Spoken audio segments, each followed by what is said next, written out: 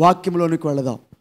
మొట్టమొదటిగా మనము లేవియా కాండము 23వ అధ్యాయము. మీ ముగ్గురు అక్కడికి వెళ్ళండి అమ్మ, మంచివాళ్ళు, తొందరగా వెళ్ళండి, తీసుకెళ్ళండి, ముగ్గురిని తీసుకెళ్ళండి, కూర్చోబెట్టారు చక్కగా మంచి తబితాను అందరూ తీసుకెళ్ళి. వెరీ గుడ్, ముందుకు రండి, ఇద్దరు కూర్చోండి. మంచిది, వాక్యం చదువుకుందాం. ఆ పిల్లల దగ్గర నువ్వు కూర్చో, అక్కడ కూర్చొని వాళ్ళని అటు ఇటు తిరగనీయకుండా ముందుకు రానియద్దు. 23వ అధ్యాయము 23వ వచనం. మరియు యెహోవా మోషేకు ఇలాగు సెలవిచ్చెను. ఆమేన్. నీవు ఇశ్రాయేలీలతో ఇట్లనుము, 7వ నెలలో మొదటి దినము మీకు విశ్రాంతి దినము.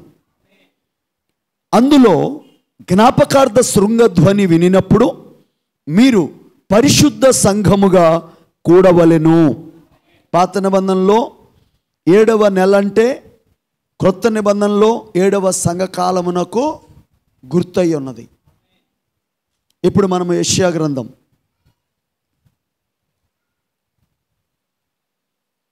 18వ అధ్యాయం మొదటి నుంచి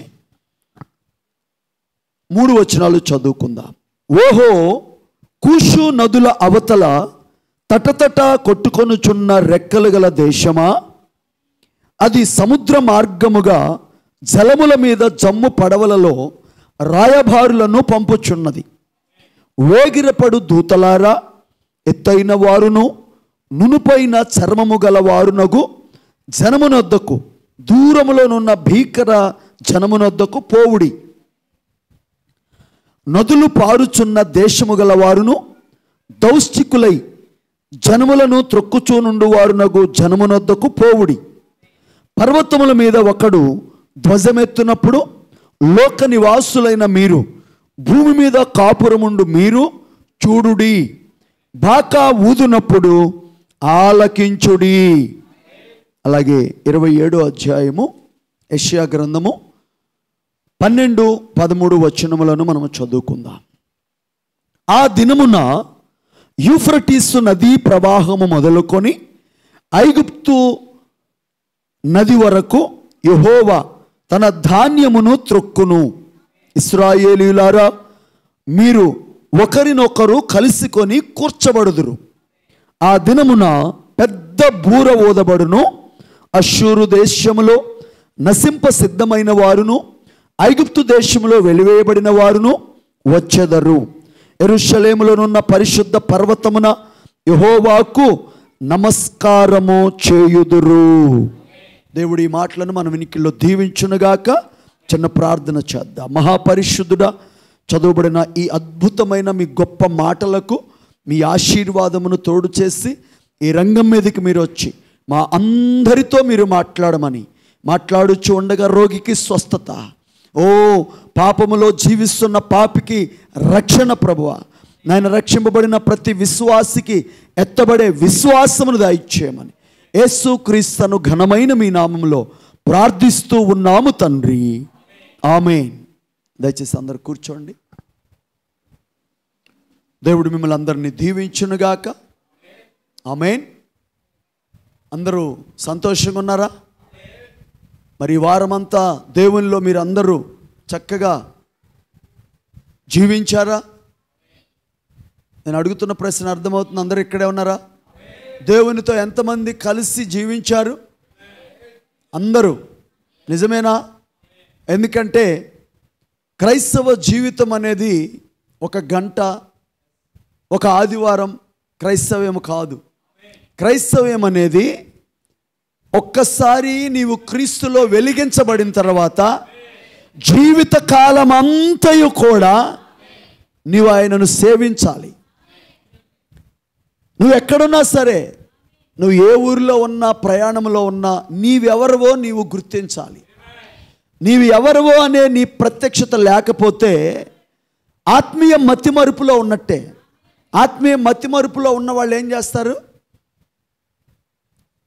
వాళ్ళు మర్చిపోయి, వాళ్ళున్న స్థలం మర్చిపోయి, వాళ్ళు చేసే పనులు కూడా పిచ్చి పనులు చేస్తూ ఉంటారు. నిజమేనా? కానీ క్రైస్తవుడికి, ముఖ్యంగా లోకములో ఉన్నవారు కాదు కానీ ఈ కాలపు వర్తమానము నమ్మినటువంటి వారికి దేవుడు ఆత్మీయ మతిమరుపును తీసివేశాడు.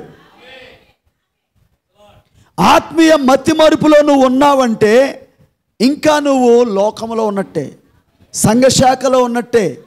నిన్ను గురించి నువ్వు ఒక గ్రహింపును కలిగి ఉండాలి, నీకు ఒక ప్రత్యక్షత ఉండాలి. నువ్వు ఎవరివి, నువ్వు ఎక్కడి నుంచి వచ్చావు, ఈ రోజున ఎందుకు ఆయనను మనము సేవించాలి, ఎందుకు ఆయన వెంబడించాలి, ఎందుకు ఆయన సన్నిధికి రావాలి, ఎందుకు ప్రతిరోజు ఆయనతో నడవాలి, ఎందుకు నిశ్చయముగా వ్యక్తిగతంగా నువ్వు ప్రార్థనలో గడపాలి, ఎందుకు వ్యక్తిగతంగా బైబిల్ చదవాలి, ఎందుకు కుటుంబాలతోటి కుటుంబ బలిపీఠం ఏర్పాటు చేసుకోవాలి, ఎందుకు ఆదివారం ఆయన సన్నిధికి రావాలి, ఎందుకు బుధవారం కూటానికి రావాలి, ఎందుకు ప్రత్యేకమైన ఉపవాస కూటాలకు రావాలి. ఇదంతా కూడా నీవు దేవునితో, నీకు దేవునికి మధ్యలో ఎటువంటి లోకము లేకుండా నీవు ఆయన మాత్రమే కలిసి ఉండటానికి మాత్రమే నువ్వు ఆయనతో సహవాసము చెయ్యాలి. ఒకానొక రోజున ఇలాగ ఒక వ్యక్తి చేస్తే ఎలా మారిపోతాడంటే క్రీస్తు వలె మారిపోతాడు. అలా మార్చటానికే ఈ వర్తమానం వచ్చింది. ఈ వర్తమానము సంఘశాఖల లాంటిది కాదు, ఇది ఆటలాడేది కాదు, ఇది నీ ఇష్టం వచ్చినట్టుగా ఉండేది కాదు. ఇది నిన్ను ఆయన విలువ పెట్టి కొన్నాడు. నిన్ను విలువ పెట్టి కొన్నప్పుడు నువ్వు ఎలా ఉండాలి? మేము చాలాసార్లు చెప్తుంటాను, మన దేవుడు ఎవరో తెలుసా? విలువైన దేవుడు, వాల్యుబుల్ గాడ్. ఆయనే దేవుడు, ఆయన తప్ప వేరొక దేవుడు లేడు కదా. మరి మనకిచ్చిన బైబిలు చాలా వాల్యుబుల్. అది మన కొరకు దేవుడు పంపిన ప్రవక్త సువార్తమ్మ గారు ఎవరు? విలువైన ప్రవక్త. చాలామందికి అర్థం కావట్లేదు అది. నాకెందుకో పరిశుద్ధాత్ముడు మరలా జ్ఞాపకం చేయమని నాకు ప్రేరేపణ ఇస్తా ఉన్నాడు. నీవు కూడా విలువైన వ్యక్తివే, వర్తమానం విలువైంది, నువ్వు విలువగా జీవించాలి. నిన్ను ప్రేమించాడు ఆయన. అనేక మంది లోకములో ఉండగా నిన్ను మాత్రమే ఎందుకు ఎన్నుకున్నాడు? నీ ఇంటి పక్కన అనేక మంది చర్చికి వెళ్ళొచ్చు కానీ వాళ్ళకి ఈ వర్తమానము అర్థం కాలేదే, వాళ్ళు నమ్మలేదే. నీవు మాత్రమే నమ్మావు, నిన్ను మాత్రమే ఎన్నుకున్నాడు. ఎందుకొరకంటే నిన్ను ఈ భూమి మీద ఆయన వధువుగా ఒక పరిపూర్ణతలోనికి తీసుకొచ్చి ఆయన జీవము నీలో ఉంచి నిన్ను ఎత్తబాటులోనికి తీసుకొని వెళ్ళటానికి. అందుకే బూర్ల పండగ అనే అంశంలో గతంలో మనం చాలా విషయాలు చెప్పుకున్నాం. అసలు ఈ బూర్ల పండగ అనే వర్తమానము ఎందుకు బోధించాడు ప్రవక్త? ఆయన హృదయంలో ఎన్నో రోజుల నుంచి సంఘకాలములు, 7 సంఘకాలములు, ఆమె చెప్పండి, 7 ముద్రలు బోధించిన తర్వాత విదేశాలకు వెళ్ళాడు. ఆయన లోపల ఒక ఆలోచన ఉంది. ఏం ఆలోచన ఉందంటే ప్రకటన గ్రంథములో ఉన్న 7 బూరలను గురించి బోధించాలి. ఏంటది? ప్రకటన గ్రంథంలో పోయిన వారం మిమ్మల్ని చదవమని చెప్పాను. ఎంతమంది చదివారు? ప్రకటన 8, 9 అధ్యాయాలు చదవమని చెప్పాను. అందులో 7 బూరలు ఉంటాయి. 8వ అధ్యాయంలో 9వ అధ్యాయంలో 7 బూరలను గురించి ఉంటుంది. అయితే ఆ బూరలను గురించి బోధించాలని అనేక సార్లు ఆయన ప్రయత్నం చేస్తున్నప్పుడు పరిశుద్ధాత్ముడు ఇంకా సమయం రాలేదు అంటున్నాడు. పరిశుద్ధాత్ముడు అంటున్నాడు, పసిపిల్లలకు నువ్వు పెద్ద పెద్ద విషయాలు చెప్పావంటే వాళ్ళు అర్థం చేసుకోలేరు. అర్థమైందా? కానీ ఒక సమయం వచ్చింది, దేవుడు ఆయన్ని బూరల పండగ అనే అంశాన్ని బోధించమన్నాడు. ఆ తర్వాత ఆయన అనుకుంటున్నాడు, నేను 7 బూరల గురించి నేను బోధించలేదే అంటే దేవుడు అన్నాడు, నీవు బూరల పండగ అనే అంశములో 7 బూరల గురించి బోధించావు. హల్లెలూయా. వింటున్నారా? ఇప్పుడు ఈ బూరల పండగలో మనం ఉపోద్ఘాతంలో ఏమి నేర్చుకుంటున్నాం? దేవుడు పరిశుద్ధ గ్రంథములో దాచి ఉంచినటువంటి మర్మములను, రహస్యములను సంఘ సంస్కర్తలకు బయలుపరచకుండా 7వ దూతకు ఎందుకు బయలుపరిచాడు? కారణం ఏంటి? కారణం ఏంటంటే, చాలా జాగ్రత్తగా వినండి. దేవుడు ఒక్కొక్క కాలములో కొన్ని విషయాలే బయలుపరిచి ఆ సంఘ సంస్కర్తలు విడిచిపెట్టిన విషయాలను 7వ దూతకు 7 సంఘకాలములలో 7 ముద్రలలో దాచబడిన మర్మమును ఎందుకు బయలుపరిచాడంటే, పెండ్లి కుమార్తె కొరకే. ఇది అందరికి కాదు. అందరూ దీన్ని నమ్మరు, అందరూ దీన్ని చేర్చుకోరు. కేవలము ఒక ప్రత్యేక తరగతికి చెందిన ఒక చిన్న గుంపు కొరకు. ఎప్పుడైనా చూడండి, ఇరుకు మార్గమున ప్రవేశించేవారు కొద్దిమందే ఉంటారు. చిన్న మంద అన్నాడు, పెద్ద మంద అనలేదు. కాబట్టి ఒక చిన్న గుంపు కోసం, వధువులో భాగమైన వారి కోసం దేవుడు 7వ దూత పరిచర్య ద్వారా పెండ్లి కుమార్తెకు మర్మములను బయలుపరుస్తున్నాడు. ఎన్ని గొప్ప మర్మాలంటే, ఈరోజు నేను ఇంకొంచెం ముందుకు వెళ్ళాలనుకుంటున్నాను. ఎందుకంటే మనము రాకడ దినముల్లో ఉన్నాం, మనము ఎత్తబడే సమయంలో ఉన్నాం. ఈ ఎత్తబడే సమయంలో మనము ఎలాంటి స్థితిలోకి రావాలంటే, ఒక్కసారి ముందు మన కాలానికి దేవుడు పరిశుద్ధ గ్రంథములో ఏ లేఖనమును రాసి నెరవేర్చాడో మొదట సంఘం తెలుసుకోవాలి. చేతులైతే ఆమె చెప్తారా? ఏం చెప్పాను నేను ఇప్పుడు? మన కాలమునకు, పోయినసారి చెప్పాను, ప్రతి కాలమునకు దేవుడు ఏం చేస్తున్నాడు? కొంత వాక్యమును కేటాయించాడు కదా. మన కాలమునకు ఉన్న లేఖనములు ఏంటి? మన కాలమునకు ఉన్న లేఖనములు వింటున్నారు అందరూ? చూద్దామా ఒక్కసారి? మన అంశం పేరేంటి?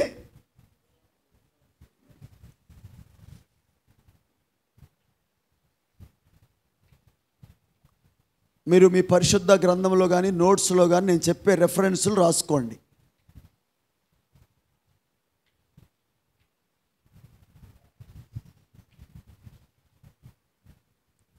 అంశము పేరు బూరల పండుగ.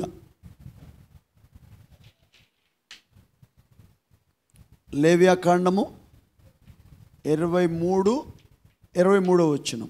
తర్వాత ఈ రెఫరెన్సులు కూడా మీకు బాగా నోటెడ్ అవ్వాలి. యెషయా గ్రంథం 18వ అధ్యాయము 1 నుండి 3 వచనాలు. తర్వాత అదే యెషయా గ్రంథము 27, 11, 12 వచనాలు. ఇప్పుడు చూడండి, ఈ కాలానికి లేఖనం వాక్యం ఎక్కడుంది రాసుకోండి. మొట్టమొదటిగా మలాకి 4వ అధ్యాయం, తర్వాత లూకా సువార్త 17వ అధ్యాయము 30వ వచనం, 33వ వచనం. తర్వాత యోహాను సువార్త 14, 12వ వచనం. హెబ్రీ పత్రిక కొన్ని నేను రాస్తున్నాను.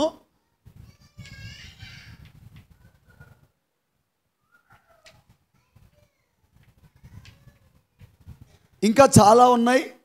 ఇవి మీరు రాసుకొని చక్కగా ఈరోజు కొన్ని చూద్దాం. వాటిల్లో అర్థమవుతుందా? ఈ లేఖనాలు ఈ కాలంలో నెరవేరవలసినవి. ఆమేన్. ఇప్పుడు ప్రవక్త గారిని దేవుడు పంపించినప్పుడు ఆయన ముద్రలను తెరిచి ప్రవక్తకి ఇచ్చినప్పుడు, వింటున్నారా? ఆయన ఉద్దేశం ఏంటంటే ఈ లేఖనములన్నీ మన కాలంలో నెరవేరాలి. ఓకేనా? అయితే చూడండి, ఇప్పుడు చాలామందికి ఈ విషయాలు చాలా వింతగా కనబడవచ్చు. కానీ దేవుడు తన్ను ఏ విధంగా బయలుపరుచుకుంటాడనేది మొదట సంఘము గుర్తించాలి. దేవుడు తన్ను ఎలా బయలుపరుచుకుంటాడు తెలుసా? ఆమోసు గ్రంథం 3వ అధ్యాయం 7వ వచనం ప్రకారముగా ప్రవక్త ద్వారా బయలుపరుచుకుంటాడు దేవుడు. ఎందుకని? వాక్యం ఎవరి దగ్గరికి రావాలి? ప్రవక్త దగ్గరికి రావాలి. ప్రవక్త ఎవరంటే ఆ కాలానికి దేవుడిచ్చిన వాక్యం యొక్క జీవమును ప్రత్యక్షపరచువాడు. ఎవరు ప్రవక్త అంటే? ఆ కాలానికి ఇచ్చిన వాక్యమును జీవింపచేసేవాడు. దేవుని యొక్క వాక్య జీవమును ప్రత్యక్షపరచువాడు. ఆమేన్.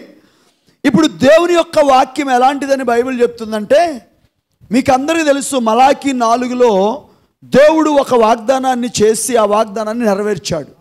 ఏంటి ఆ వాగ్దానము? ఏలియాని పంపుతానన్నాడు. ఎంతమంది నమ్ముతున్నారు? ఎందుకు ఏలియా రావాలి?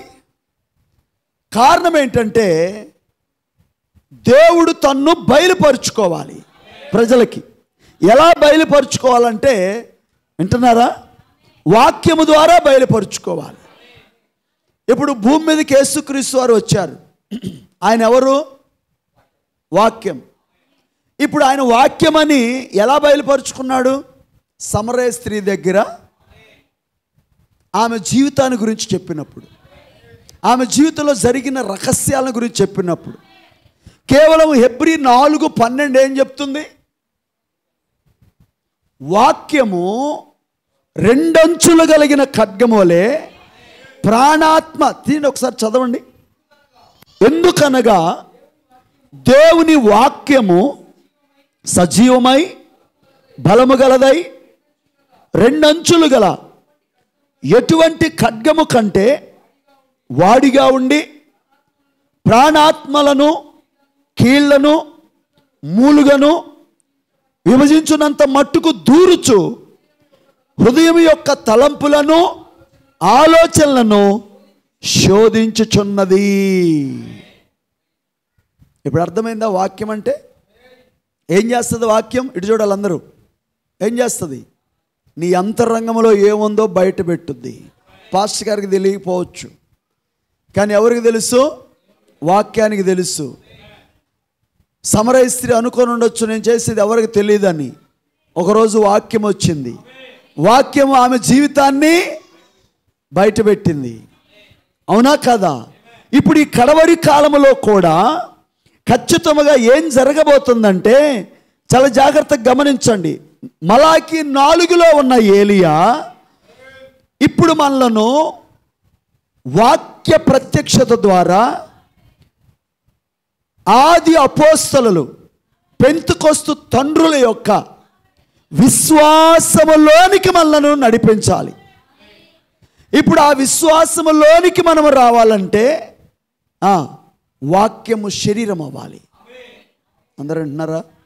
వాక్యం ఏమవ్వాలి? శరీరం అవ్వాలి. వాక్యము దిగి రావాలి. వాక్యము మన మధ్య కదిలాడాలి. ఎలా కదిలాడుద్దో మనం పాత నిబంధనలో ఒక సంఘటన చూద్దాం. చూడండి, పాత నిబంధనలో మనము ఆ సంఘటన చూసే ముందు క్రొత్త నిబంధనలో యేసుక్రీస్తు వారు ఆయన పలికిన మాట లూకా సువార్తలో 17వ అధ్యాయంలో 28వ వచనం తర్వాత 30వ వచనం చదవండి. లూకా సువార్త 17, 28 మరియు 30. లోతు దినములలో జరిగినట్టును జరుగును. 30 చదవండి. ఆ ప్రకారమే మనుష్య కుమారుడు ప్రత్యక్షమగు దినమున జరుగును. హల్లెలూయా. చూడండి, లోతు దినముల్లో జరిగినట్టు మనుష్య కుమారుడు ప్రత్యక్షమగు దినమున జరుగును. ఏంటి లోతు దినాల్లో ఏం జరిగింది? మీరందరూ అదే చెప్తారని నాకు తెలుసు. జనులు ఓకే, కానీ అది అందరూ చెప్పేదే. కానీ ప్రవక్త అంటే ఎవరు? జీవవాక్యమును ప్రత్యక్షపరచువాడు. తెలుసు కదా, లోపల మర్మం ఉంటుంది, పైనేమో లిటరల్గా అంటే అక్షరానుసారంగా ఒక అర్థం ఉంటుంది, కానీ దాని లోతైన ఆత్మీయ భావము ఎందుకంటే అక్షరము చంపును, ఆత్మ జీవింపజేయును. ఇప్పుడు లోతు దినములను జ్ఞాపకం చేసుకోండి అన్నాడు కూడా. తర్వాత లోతు భార్యను జ్ఞాపకం చేసుకోమన్నాడు. ఏంటి అక్కడున్న పరిస్థితి అంటే, చాలా జాగ్రత్తగా వినండి. అసలు లోతు గురించి అంత ప్రాముఖ్యత లేదు, కానీ లోతు దినములలో పరిస్థితి ఏంటంటే 3 రకాల ప్రజలు ఉన్నారు. ఎన్ని రకాలు? చాలా జాగ్రత్తగా గమనించాలి. మరి లోతు దినముల్లో జరిగినట్టు మనుష్య కుమారుని దినముల్లోనూ జరుగునంటే ఈ దినాల్లో కూడా ఎన్ని రకాల వాళ్ళు ఉండాలి? 3 రకాల వాళ్ళు ఉండాలి. ఓకేనా? మొదటి వాళ్ళు ఎవరు అంటే దేవుడు ఏర్పరచుకున్నటువంటి అబ్రహాము. ఎవరండి? అసలు మీరు అబ్రహాము జీవితంలో ఎన్నోసార్లు మనం విన్నాం, కానీ కొత్త వాళ్ళ కోసం విన్నా మరలా గుర్తు చేసుకొని దేవుళ్ళు మరింత స్థిరపడటానికి ఒక్కసారి మీతో నేను మాట్లాడతాను. సిద్ధంగా ఉన్నారు కదా? దేవుడు అబ్రహాముతో మాట్లాడాడు. చేతులెత్తి గట్టిగా ఆమేన్ చెప్పండి. దేవుని స్వరాన్ని విన్నాడు, దేవుడు ఆయన్ని పిలిచాడు, దేవుడు ఆయన్ని వేరు కమ్మన్నాడు. అయితే దేవుడు మాట్లాడిన తర్వాత అబ్రహాము బయటకు వచ్చేటప్పుడు అబ్రహాముతో పాటు లోతు కూడా వచ్చాడు. అబ్రహాము ఎవరంటే నిజమైన ఈ కాలంలో వర్తమానం ప్రకారముగా జీవించే వధువుకి సాదృశ్యమై ఉన్నాడు. లోతు ఎవరంటే సరిహద్దు విశ్వాసిగా సంఘ శాఖకు నిలువెచ్చని సంఘానికి సాదృశ్యంగా ఉన్నాడు. సొదొమ గొమొర్ర ఏంటంటే పూర్తిగా పాపములో మునిగిపోయి అగ్ని చేత దహించబడబోయే ఈ కాలంలో ఉన్న నవ లేకపోతే అధునాతనమైన సొదొమ గొమొర్రాకి సాదృశ్యంగా ఉంది. ఇప్పుడు అర్థమైందా మీకు? దేవుడు ఎన్నుకున్న అబ్రహాము వధువై ఉన్నాడు. ఆమేన్. లోతు సంఘశాఖ అయి ఉన్నాడు, లేక సరిహద్దు నిలువెచ్చని విశ్వాసి. ఉన్నారా లేదా? ఇప్పుడు ప్రపంచం ఎట్లా ఉంది మరి? రోజు రోజుకి పాపం ఏమైపోతుంది అర్థం కావట్లేదు. కోడిగుడ్డుని ప్రవక్త అంటాడు, కోడిగుడ్డులో నువ్వు పచ్చ సొన తెల్ల సొన ఉంటుంది కదా, దాన్ని నువ్వు గనక తీసి ఒక దాంట్లో పోసి కలిపావంటే మొత్తం ఒకటైపోద్ది. అవుదా లేదా? ఈ ప్రపంచము పూర్తిగా అంత భయంకరమైనటువంటి నీచ స్థితిలోకి దిగజారిపోయింది. చేతులెత్తి ఆమేన్ చెప్తారా? ఈ పరిస్థితుల్లో దాన్ని కాల్చివేయటమే ఇక తదుపరి కార్యం. దానికి ముందు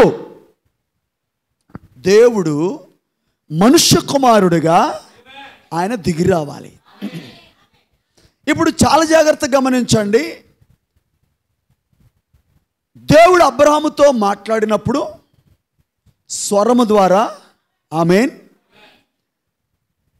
ఇంచుమించు 24 సంవత్సరాలు, మొత్తం 25 సంవత్సరాలు దేవుడు మాట్లాడాడు. ఆయనతో మాట్లాడాడు లేదా? మాట్లాడుతూ వస్తున్నాడు, సూచనలు చూపిస్తూ ఉన్నాడు. అయితే దేవుడు చెప్పినట్టుగా అబ్రహాము ఎక్కడికి వెళ్ళమంటే అక్కడికి వెళుతున్నాడు. కానీ వాగ్దాన కుమారుణ్ణి ఎప్పుడైతే ఇవ్వాలి అనుకున్నాడో ఆ గొప్ప ఎలోహిం శరీరములో దిగి వచ్చాడు. చివరి సూచనది. ఇప్పుడు అక్కడెక్కడో జరిగింది, మనకెందుకండి అని జేమ్స్ బ్రదర్ అనుకుంటున్నావా? ఖచ్చితంగా పాత నిబంధన అంతా కూడా ఇప్పుడే చెప్పాను, అబ్రహాం ఎవరు? వధువుకి సాదృశ్యమై ఉన్నాడు. కాబట్టి ఇప్పుడు లోతు దినముల్లో జరిగినట్టు మనుష్య కుమారుని దినముల్లోనూ జరుగునంటే అక్కడ లోతు ముఖ్యము కాదు, అక్కడ అబ్రహాము ముఖ్యము. ఎందుకంటే అబ్రహాము దేవుని స్వరాన్ని విన్న తర్వాత ఇంచుమించు తన జీవితకాలం అంతా కూడా ఎదురు చూశాడు వాగ్దానము నెరవేరటానికి. ఈరోజు అబ్రహాము సంతానమైన ఆయన వధువు కూడా ఈమెకు ఒక వాగ్దానం ఉంది. ఆ వాగ్దానాన్ని కూడా మనము కనిపెట్టుకొని ఎదురు చూస్తున్నాం. ఏంటి ఆ వాగ్దానం అంటే మన శరీరాలు మార్పు చెంది వాగ్దాన కుమారుని మధ్యాకాశంలో మనం కలుసుకోవాలి. అయితే ఇప్పుడు అక్కడ ఏ సూచన జరిగిందో నేను ఒకసారి చెప్పాను. మనుష్య కుమారుని యొక్క పరిచర్య బైబిల్లో 3 సార్లు జరగాలి. ఎన్నిసార్లు? 3 సార్లు. ఒకటి అబ్రహాము అంటే ఆది కాండములో 18వ అధ్యాయంలో. తర్వాత రెండోది బైబిల్ మధ్యలో స్వయంగా యేసుక్రీస్తే శరీరధారిగా వచ్చి మనుష్య కుమారుని పరిచర్య చేశాడు. ఇప్పుడు చివరి దినములలో అనగా మనము జీవించే దినములలో ఇప్పుడు వాక్యం శరీరం అవ్వాలి. ఎప్పుడైతే ఇక చివరిగా వాళ్ళకి వాగ్దాన కుమారుని ఇవ్వాలనుకున్నాడో ఎలా వచ్చాడు ఆయన? శరీరంలో దిగి వచ్చాడు. వాక్యం ఏమైంది? శరీరమైంది. వాక్యము తను తాను శరీరంలో ప్రత్యక్షపరుచుకుంది. ఎందుకు? దీన్ని సంఘకాలాలతో పోలుస్తున్నాడు ప్రవక్త. ఎలా పోలుస్తున్నాడంటే సంఘకాలములు అన్నిటిలో కూడా దేవుడు ఏం చేశాడంటే స్వరము ద్వారా మాట్లాడుకుంటూ వచ్చాడు. మాట్లాడా? కానీ 7వ దూత పరిచర్య ప్రారంభించబడినప్పుడు ఇప్పుడు 7వ దూత పరిచర్య ఏంటంటే మనుష్య కుమారుని యొక్క పరిచర్య. వాక్యం ఏమైంది? బ్రహ్మాములో శరీరమైంది. చప్పట్లు కూడా దేవుని స్తుతిద్దాం. ఇది అనేకులు నమ్మరు. చదివిస్తాను, ఎవరు నమ్ముతారో ఎవరు నమ్మరో బైబిల్లోనే ఉంది. దీన్ని గ్రహించలేరు. ఇది వింతగా ఉంటుంది. ఒక వ్యక్తి ఎలా వాక్యంగా మారతాడని. ఆయనే కాదండి, నీవు నేను మారాలి. అర్థమవుతుందా? యేసుక్రీస్తు ఎవరు? ప్రవక్తలందరూ కూడా ప్రవచించిన ప్రవచన నెరవేర్పే కదా. ఆ శరీరం అంటే ఏమనుకున్నారు? వాక్యమే. ప్రవక్తలందరూ ఆయన గురించి ప్రవచించారు. ఆ ప్రవచనాల యొక్క నెరవేర్పే యేసుక్రీస్తు శరీరం. ప్రతి లేఖనం ఆయనలో నెరవేరింది, ఆయన గురించి రాయబడింది. జాగ్రత్తగా వినండి. ఇప్పుడు ప్రవక్త గురించి రాయబడింది మలాకి 4, తర్వాత లూకా 17:30, తర్వాత 33, యోహాను సువార్త 14:12, హెబ్రీ పత్రిక. ఇప్పుడు ఎప్పుడైతే వచ్చి రొట్టె మాంసం మీకు అందరికీ తెలుసు. అది అబ్రహాము ఏం చేశాడు? పరిగెత్తుకుంటూ వెళ్ళి సాగిలపడి సాష్టాంగపడి, ప్రభువా నీ దాసుని దాటిపోవద్దు, ఇందు నిమిత్తమే కదా వచ్చావు, నేను కాళ్ళు కడుక్కో, నీళ్లు తెప్పిస్తున్నాను, తర్వాత సిద్ధపరుస్తాను భోజనం, నువ్వు తిని వెళ్ళాలని. తిన్న తర్వాత ఇప్పుడు గుడారములో ఉన్న శారాను గురించి మాట్లాడాడు. నీ భార్య ఎక్కడున్నది? మనకందరికీ తెలుస్తుంది. శారా నవ్వింది, గుడారములో ఉంది. కానీ ఇప్పుడు ఆమె ఎందుకు నవ్వింది? వృద్ధురాలనైనా నాకు సుఖము కలుగుద్దా? ఈ వృద్ధాప్యంలో నేను పిల్లల్ని కంటానా? అయితే వచ్చిన ఆయన ఎవరు? దేవుడు శరీరంలో ప్రత్యక్షమయ్యాడు. ఓ నా ప్రియమైన దేవుని పిల్లలారా, ఈ చివరి కాలంలో కూడా మనుష్య కుమారుని పరిచర్యలో ఈ విలియం మ్యారియన్ బ్రన్హామ్ అనేటువంటి శరీరములో మనుష్య కుమారుని పరిచర్య జరిగింది. చెప్పలేదు ఆయన, నువ్వు పలానా ఊరి నుంచి వచ్చావు, నీకు పలానా జబ్బు ఉంది, నీవు పలానా సమస్యలో ఉన్నావు, ఇదిగో నీకు ఇది, నీకు ఇలా ఉంది ఇలా ఉంది. మొత్తం కూడా ఏం చేశాడు? అక్కడ శారా గురించి ఎలాగ చెప్పాడో, యేసుక్రీస్తు సమరయ స్త్రీ గురించి ఎలా చెప్పాడో, ఈరోజు మనుష్య కుమారుని పరిచర్య మన ప్రవక్తలో ఉండి సంపూర్ణంగా నెరవేర్చాడు. ఇప్పుడు ఎందుకండి మనకది చాలా చాలా ఇంపార్టెంట్. అది ఎందుకు ఇంపార్టెంట్ అంటే వాళ్ళతో మాట్లాడిన తర్వాత, ఎవరితో? అబ్రాము శారాలతో మాట్లాడా? మాట్లాడిన తర్వాత చాలా జాగ్రత్తగా గమనించండి. ఆయనతో పాటు 2 దూతలు వచ్చారు. 3 కదా మొత్తం వచ్చింది. 3 ఎవరెవరు? చాలాసార్లు చెప్పాను నేను మీకు, కొత్త వాళ్ళ కోసం చెప్తున్నాను.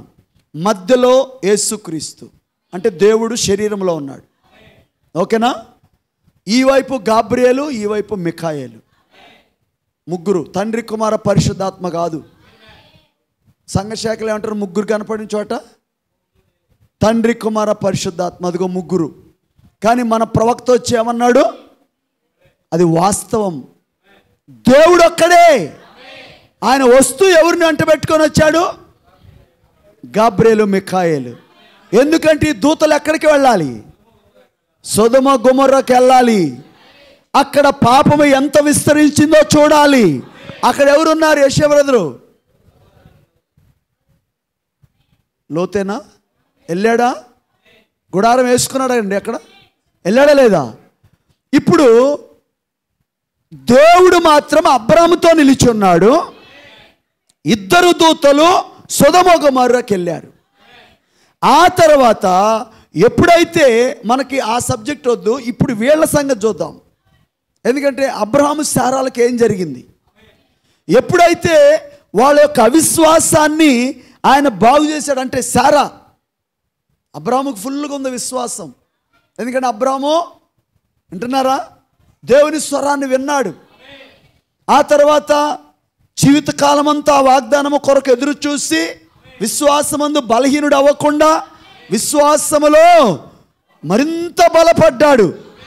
సంవత్సరాలు పెరిగే కొందే, రోజులు గడిచే కొందే మనమైతే ఏం చేస్తాం? ఎప్పుడు జరుగుద్దో, ఎప్పుడు అవుద్దో, ఇదంతా పాస్టర్ గారు రాకడ వస్తుంది అన్నాడు, లేకపోతే ఎత్తబాటు జరుగుతుంది అన్నాడు, ఎప్పుడు ఇది జరుగుద్దో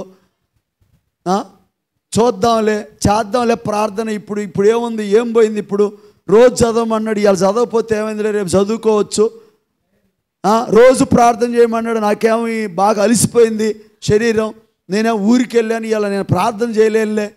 వర్తమాన పుస్తకాలు చదవమంటున్నాడు తీసుకెళ్ళి, ఈ వర్తమాన పుస్తకాలు కూడా నేను గూట్లో పెట్టాను, ఇప్పుడు కాదులే, దీన్ని వీలైతే చదువుదాం.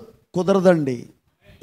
మనం ఎంత సమీపంలో ఉన్నామంటే, వింటున్నారా, ఎప్పుడైతే ఎలోకీం శరీరంలో వచ్చి వాళ్ళతో మాట్లాడి వెళ్ళిపోయాడో వాళ్ళ శరీరాలు మార్పు చెందినాయి, యవనస్తులుగా మారిపోయారు. ఈరోజు మన ప్రవక్త రంగం మీదకి వచ్చి పరిచర్య చేసి ఆయన వెళ్ళిపోయిన తర్వాత వెంటనే జరగవలసిందేంటి? మన శరీరాలు మార్పు చెంది వాగ్దాన కుమారుని కలుసుకోవాలి. అర్థమైందా? నెక్స్ట్ ఏం జరగాలి? సొదొమ, లోతు లాంటి నులివెచ్చని సంఘాలకి తీర్పు, సొదొమ గొమొర్రాకి కాల్చివేయబడుట. అర్థమవుతుందని నేను చెప్తుంది. కాబట్టి ఇప్పుడు ఈ కార్యాలన్నీ ఎందుకు మనకు ప్రవక్త చెప్తున్నాడంటే, ఈ యొక్క చివరి దినములలో వధువు ఏ విధంగా సిద్ధపడాలి అంటే వాక్యము ద్వారా సిద్ధపడాలి. ఆమేన్. ఇప్పుడు హెబ్రీ 13:8 చదువుదాం.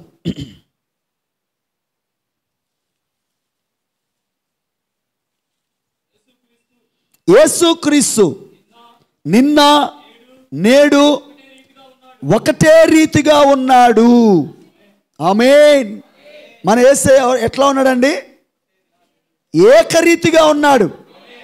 అంటే దాని అర్థం ఏంటంటే ఆయన వాక్యము నిత్యవాక్యము, ఆయన వాక్యము సత్యవాక్యము, ఆయన వాక్యము మారని వాక్యము. ఇప్పుడు ఆయన వాక్యముగానే ఈ రోజుకి ఉన్నాడు. గతంలో మనం ఏం చెప్పుకున్నామంటే, చాలా జాగ్రత్తగా గమనించండి, ప్రవక్త అంటే జీవవాక్యమును ప్రత్యక్షపరచువాడు. ఓకేనా? ఇప్పుడు ఇక్కడ ఇంకొంచెం లోతుగా మాట్లాడుతున్నాడు. ప్రవక్త అనగా కేవలము జీవవాక్యమును ప్రత్యక్షపరచువాడు మాత్రమే కాదు, ముందు జరుగు సంగతులను చెప్పువాడు, మరియు తన సొంత జీవితంలో వ్రాయబడిన వాక్యమును ప్రత్యక్షపరచును. బ్రదరు చేతులెత్తి ఆమె చెప్పాలి. పాయింట్ అర్థమైందని నేను చెప్పింది. ప్రవక్త తన సొంత జీవితంలో వాక్యమును ప్రత్యక్షపరచువాడు. అంటే ఉదాహరణకు మనం చూసినట్లయితే నోవాహు ఉన్నాడు. నోవాహుతో దేవుడు మాట్లాడాడు. నోవాహు దగ్గరికి వాక్యం వచ్చింది. ఇప్పుడు నోవాహు ఏం చేస్తున్నాడు? నమ్మిన తర్వాత దాన్ని తన జీవితంలో ఆ వాక్యమును ప్రత్యక్షపరుస్తున్నాడు. అంటే ఏంటి? తను నమ్మాడు, త్వరగా ఏం చేస్తున్నాడు బ్రదరు? ఓడగడుతున్నాడు. తన కుటుంబానికి చెప్పాడు. తన కుటుంబం అంతా కూడా ఏం చేస్తున్నారు? త్వరగా పూర్తయితే ఓడలోకి వెళ్ళిపోవాలని. అంటే ఇప్పుడు ప్రవక్త తన జీవితంలో దేవుడు ఏం మాట్లాడాడో దాన్ని ప్రత్యక్షపరుస్తున్నాడు. మోషే కూడా, అవునా కదా?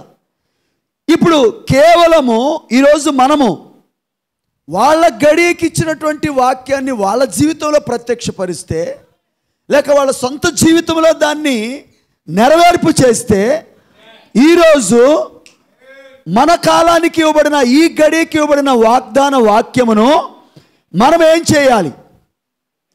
ఇప్పుడు మనలో ఒక ప్రత్యక్షత రావాలి. ఏం ప్రత్యక్షత రావాలి? వాక్యం వచ్చిందంటే దేవుడు అక్కడికి వచ్చాడు. ఇప్పుడే చెప్పాను, వాక్యం ఎప్పుడు శరీరం అవుద్ది. ఇప్పుడు ఆయన మన మధ్యలో ఉన్నాడని మనం ఎట్లా తెలుసుకోవాలి? వింటున్నారు అందరూ? అందరు ఇక్కడే ఉన్నారా? ఏంటి బ్రదరు? మన మధ్యలో ఉన్నాడని మనం ఎట్లా తెలుసుకోవాలి? తెలుసుకోవచ్చా? దేవుడు, పోయిన వారం చెప్పాను మీకు, మొదట వాక్యంలో రాస్తాడు. ఆమేన్. రెండోది ఆ వాక్యాన్ని ఆ ప్రవక్త ద్వారా వివరిస్తాడు. మూడవది ఆకాశములో దాన్ని సూచనగా చూపిస్తాడు. ఓకేనా? ఇప్పుడు దాని కోణంలో నుంచే, ఆ విధానంలో నుంచే చూడండి. ఇప్పుడు మనకేం చేశాడంటే ఫోటోల ద్వారా, వింటున్నారా? దేని ద్వారా? ఆకాశంలో సూచనల ద్వారా దేవుడు మన మధ్యలో ఉన్నాడని ఏం చేశాడు? ప్రత్యక్షపరుచుకున్నాడు. ఆయన మన మధ్యలో ఉన్నాడని. పోయిన వారం మీకు 7 సంఘకాలాలను నేనేం చేశానంటే మీకు చంద్రుడితో పోలుస్తూ ప్రవక్త, సూర్యుడు కాదు, గుర్తుందా? మర్చిపోయారా? ప్రకృతిలో నుంచి చెప్పాను నేను. సూర్యుడు చంద్రుడు భార్యాభర్తలని.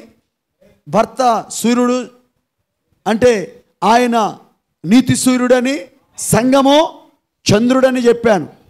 అయితే అందులో మనము చాలా జాగ్రత్తగా గమనించినట్లయితే మీకు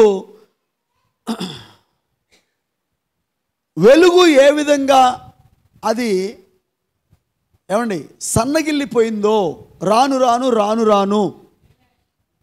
వింటున్నారా? ఈ కాలంలోకి వచ్చేసరికి ఎంత భయంకరమైనటువంటి చీకటి వచ్చేసింది.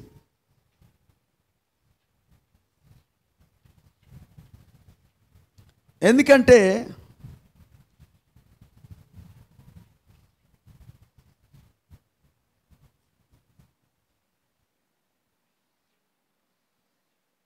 ఇప్పుడు సంఘము, వింటున్నారా,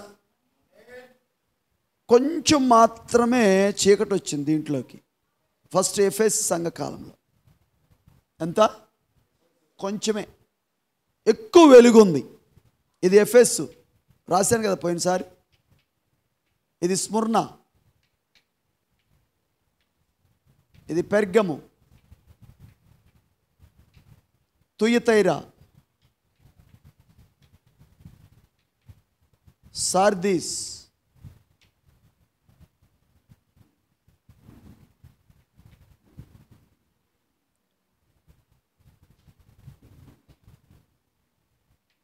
ఫిలదెల్ఫియా, లవోదికయ. ఏ విధంగా చీకటి కొంచెం నికోలాయితుల క్రియలు లోపలికి ప్రవేశించినా లేదా? వెలుగు ఎక్కువ ఉంది. ఆ తర్వాత ఇంకొంచెం డార్క్ వచ్చేసింది.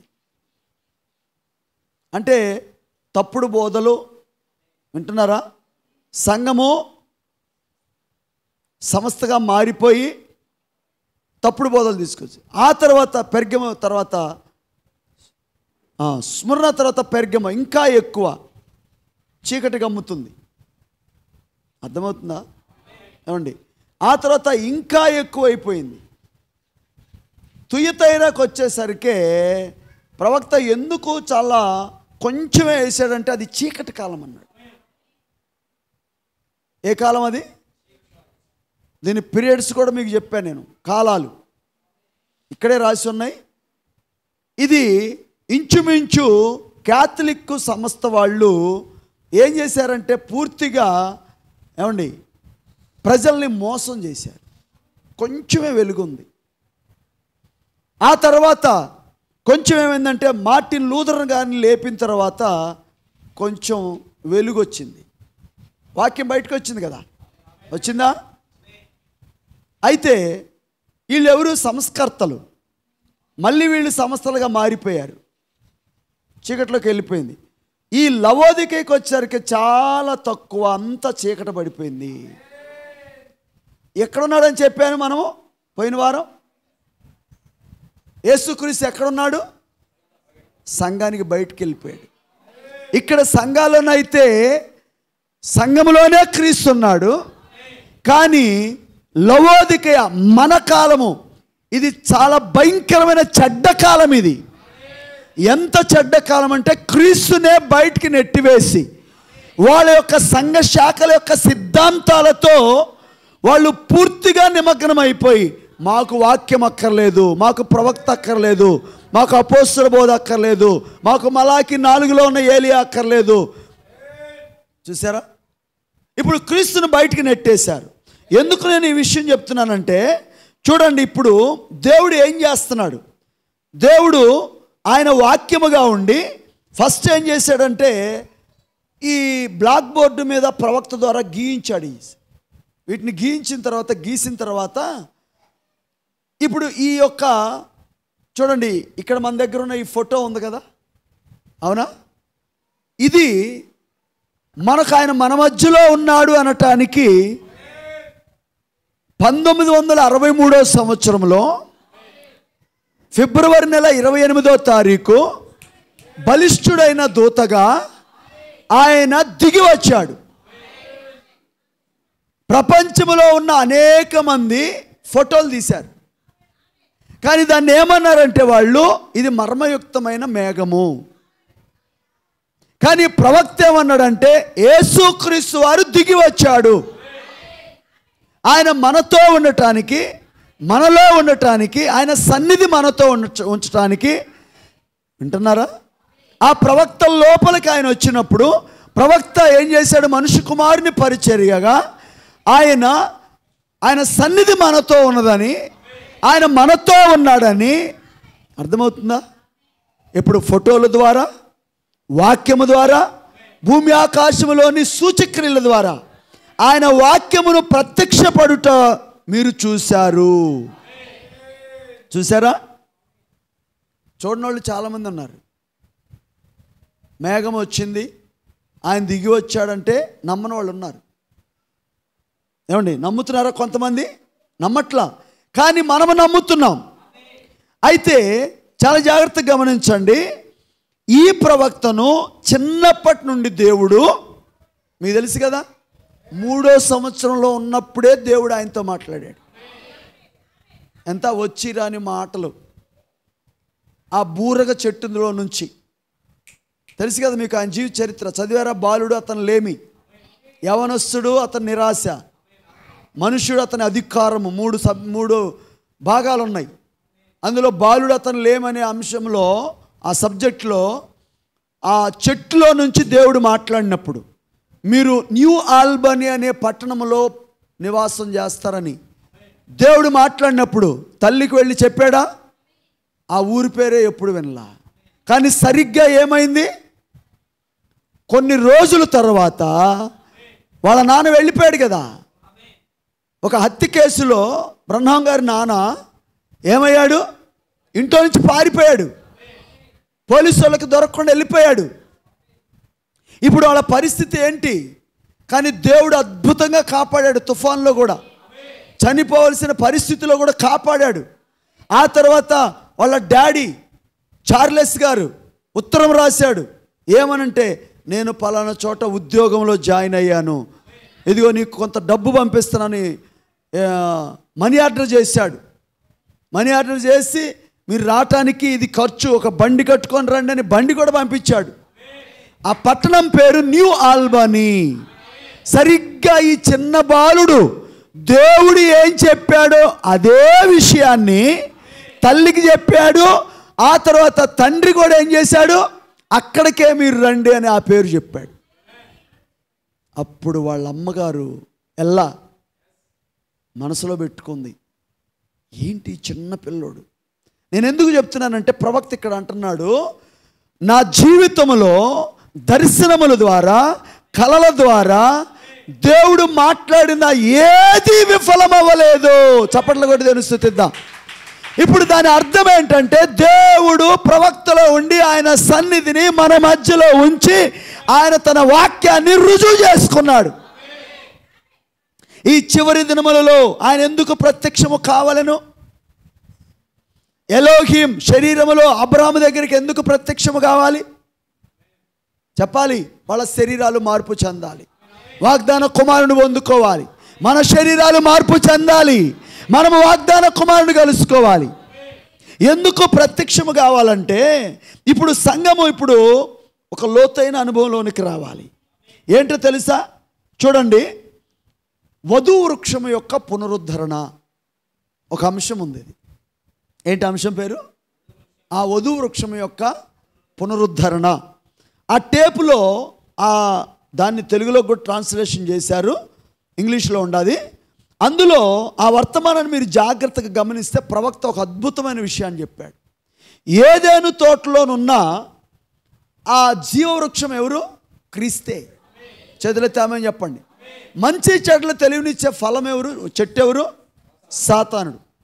అవునా? ఇప్పుడు మొదటిగా ఆదాము పడిపోయి, అవునా కదా, ఇప్పుడు ఆయన ఏమయ్యాడంటే తన భార్య మాట విని ఏ ఫలాన్ని తినటానికి బదులుగా ఏ ఫలాన్ని తిన్నాడు జేమ్స్ బ్రదరు?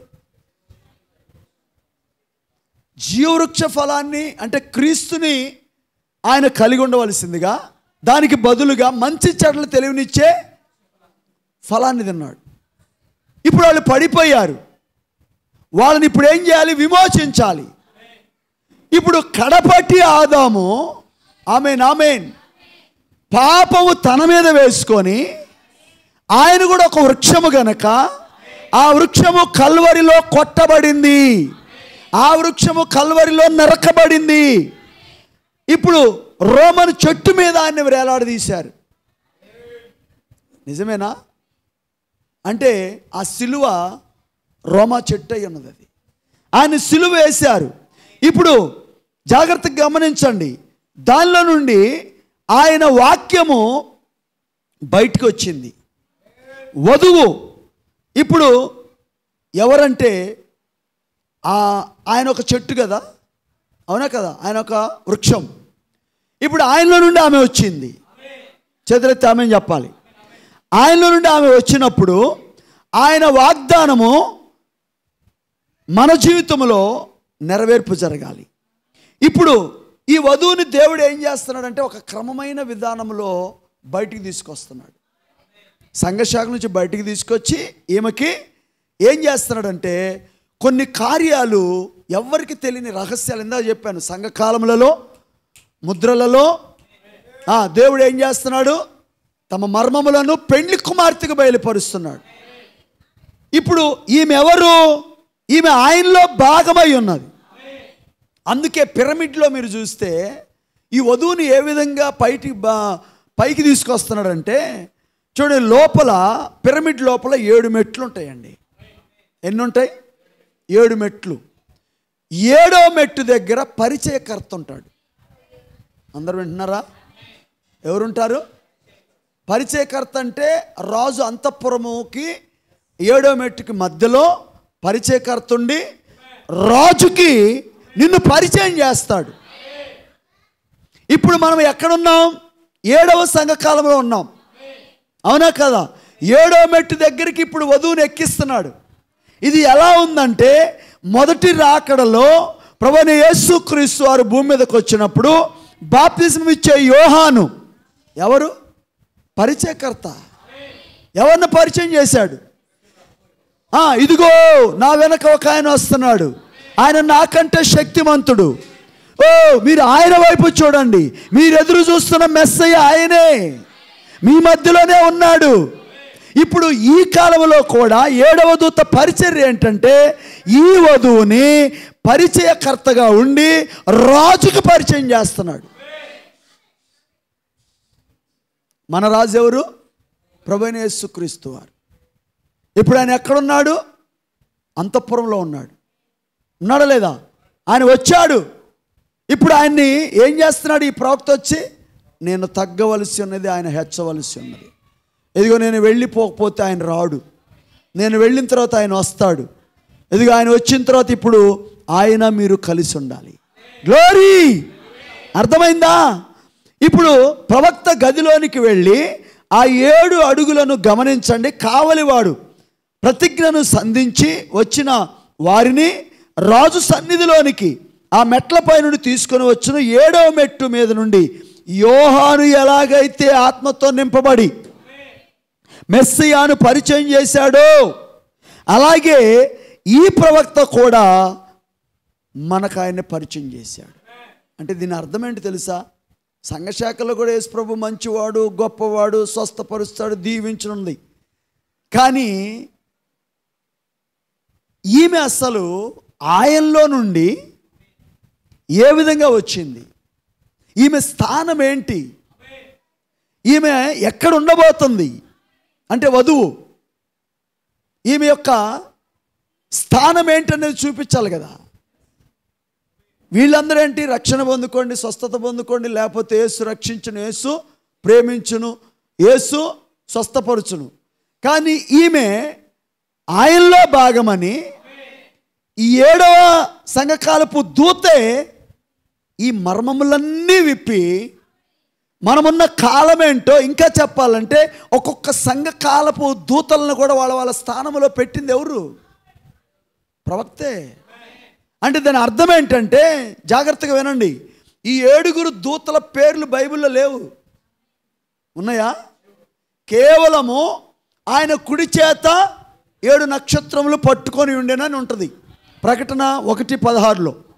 కానీ 1:19లో ఏమని ఉంటుందంటే 19-20 వచనాల్లో ఆ 7 దూతలు లేక 7 నక్షత్రములు 7 దూతలు అన్నాడు. ఆ తర్వాత 7 దీపస్తంభములు 7 సంఘములు అవి చెబుతారు అందరూ. 7 దీపస్తంభాలు అంటే అక్కడ సంఘాలు ఉన్నాయి కదా, ఎఫెసు, స్ముర్ణ 1:10లో ఉన్నాయి కదా. కానీ దూతల పేర్లు ఎవరు చెప్పలేరు. ఎవరు చెప్పాలి? 7వ దూతే చెప్పాలి. ఇది వాక్యము ద్వారా మరియు చరిత్ర ద్వారా రుజువు చేశాడు. మీకు గతంలో చెప్పాను నేను, ఐరేనియస్ని ఎందుకు దేవుడు 2వ సంఘకాలపు దూతగా యోహాను చనిపోయిన తర్వాత యోహానుతో పాటు పాలికార్ప్ అనే వ్యక్తి, ఎవరైనా పాలికార్ప్ చరిత్రలో ఉంటాడు. ఆయన యోహాను శిష్యుడు. ఏ యోహాను? ప్రకటన గ్రంథాన్ని రాసిన శిష్యుడైన యోహాను. ఆయనకి శిష్యుడు ఎవరు? పాలికార్పు. చాలా గొప్ప మనిషి. ఆయనకి ఇవ్వాలి 2వ సంఘకాలపు దూతగా. కానీ ఆయన ఒక సంస్థకి సపోర్ట్ ఇచ్చాడు. ఎప్పుడైతే సంస్థకు సపోర్ట్ ఇచ్చాడో ఆయన శిష్యుడైన ఐరేనియస్కి ఆ స్థానం దక్కిందన్నాడు ప్రవక్త. చప్పట్లు కొట్టి దేవుని స్తుతిద్దాం. ఎంత మాత్రము కూడా సంఘ శాఖకు అవకాశం ఇవ్వకూడదు. వాళ్ళు ఎంతటి వాళ్ళైనా సరే. ఇదంతా ఎట్లా ఆయన ఇదిగో ఈ కాలానికి ఈయన, ఇదిగో ఈ కాలానికి ఈయన వాళ్ళ స్థానంలో ఎలా పెట్టగలిగాడంటే, ఒకటి వాక్యము ద్వారా, రెండోది చరిత్ర ద్వారా. సరిగ్గా సరిపోతుంది, వాక్యానికి సరిగ్గా సరిపోతా ఉంది. ఆమేనంటారా? అయితే ఇప్పుడు మనము ఎక్కడున్నాం? 7వ మెట్లో ఉన్నామా? ఇప్పుడు పరిచయం చేసి ఆ స్థలమున వద్దకు మనము రావలసి ఉన్నాము. గ్లోరీ! ఆయనను నమ్మిన వారు మాత్రమే దాన్ని ఎరుగుతారు. ఆయన వాక్యములో ఎడతెగక ఎవరైతే నిలిచి ఉంటారో వారు మాత్రమే ఆయన ఏమై ఉన్నాడో గ్రహిస్తారు. ఆయన వాక్యమును ఎప్పుడో అప్పుడప్పుడు ఒక్కొక్కసారి చదివి దాన్ని పట్టించుకోకుండా మన పనుల్లో మునిగిపోయి, వింటున్నారా? ఉంటే నువ్వు ఎన్నడూ గ్రహించలేవు. ఇప్పుడు సంఘశాఖలు ఎట్ట చేస్తారు? వాళ్ళు కుదిరితే చదువుతారు, లేకపోతే లేదు. వాళ్ళకి వాక్యం అర్థం కాదు. వాళ్ళ గురించి బైబిల్ ఏమంటుందంటే వాక్యాన్ని నమ్మని, వాక్యాన్ని అంగీకరించిన వాళ్ళని దుష్టులు అని చెబుతుంది. వాళ్ళు గ్రహించలేరండి ఈ విషయాలు. ఈ వింతగా అసలు ప్రవక్త ఎక్కడ ఉన్నాడని అంటారు. రెండోది ఏమంటారంటే, వింటున్నారా, ఈ మర్మములన్నీ మనకెందుకండి, అసలు ఇది ఏ కాలమో వాళ్ళకి తెలియదు. కానీ ఒక్కసారి దానియేలు గ్రంథం చదివితే ఎవరు గ్రహిస్తారో అక్కడ రాశాడు. దానియేలు గ్రంథం 12వ అధ్యాయం 10వ వచనం చదవండి.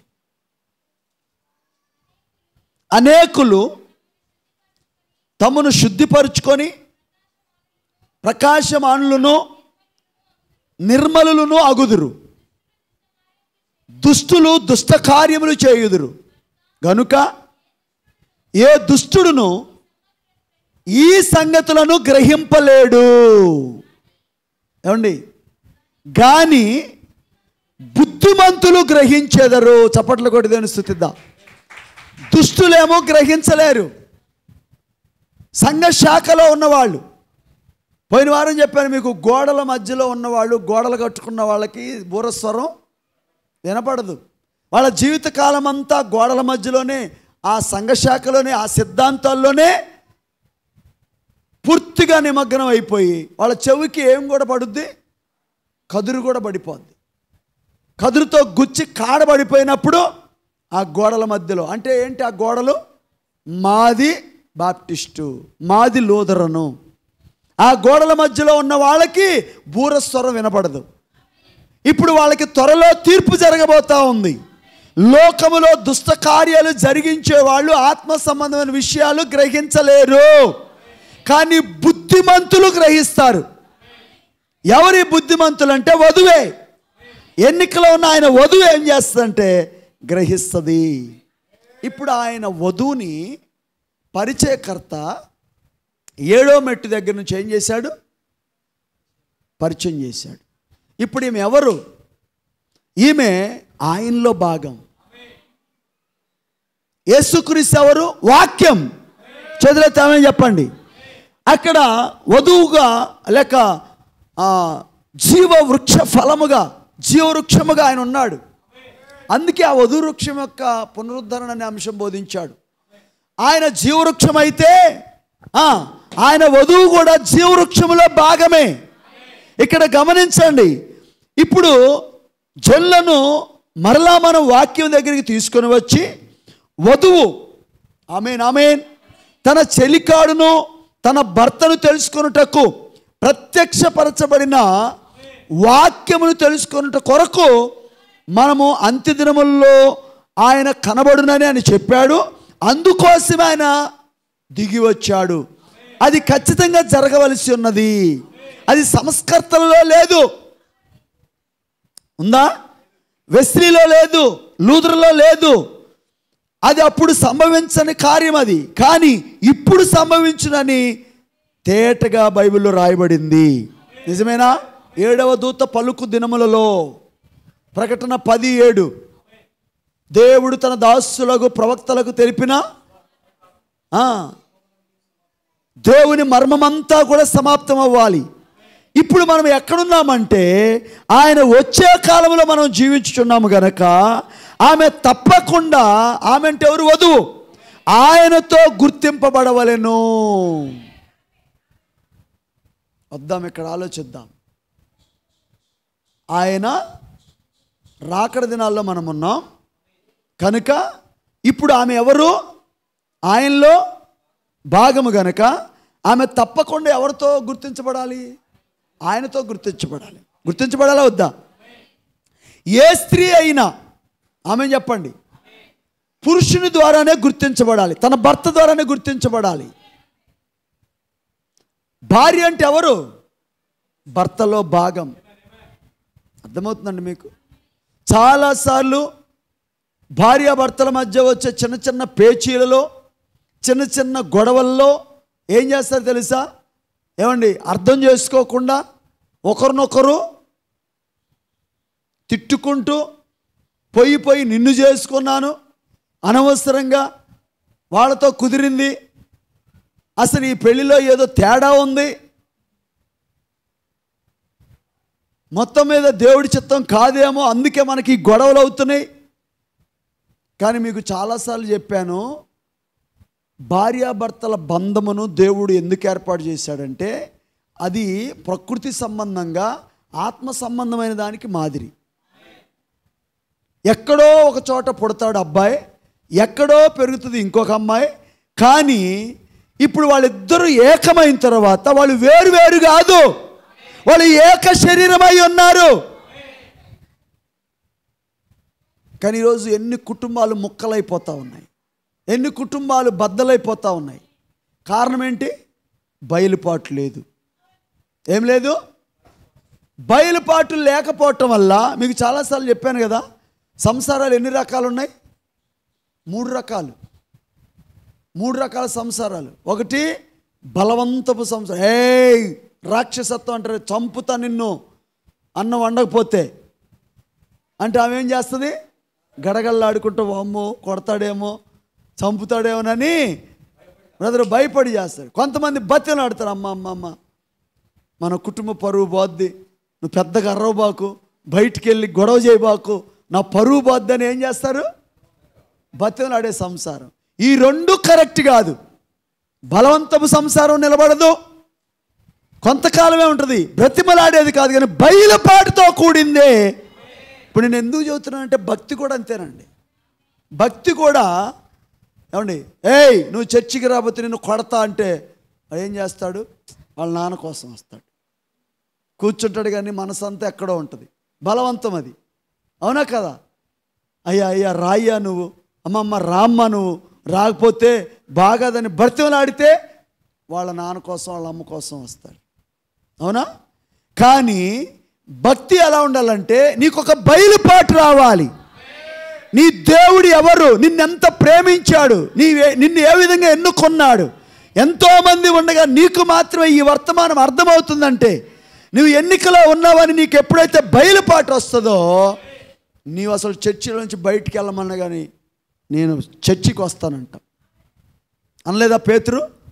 ఏమన్నాడు? మీరు కూడా వెళ్ళిపోవాలనుకుంటే వెళ్ళిపోనంటే, ప్రభువా ఎవరి యొద్దకు వెళ్ళుదుము? ఈరోజు ప్రవక్త అంటున్నాడు, ఈ వధువుకి ఒక బయలుపాటు కావాలి. ఈ వధువుకి ఈమె ఎవరితో గుర్తించబడాలంటే క్రీస్తుతో గుర్తించబడాలి. ఈమె ఎవరో కాదు, భర్తలో భాగం.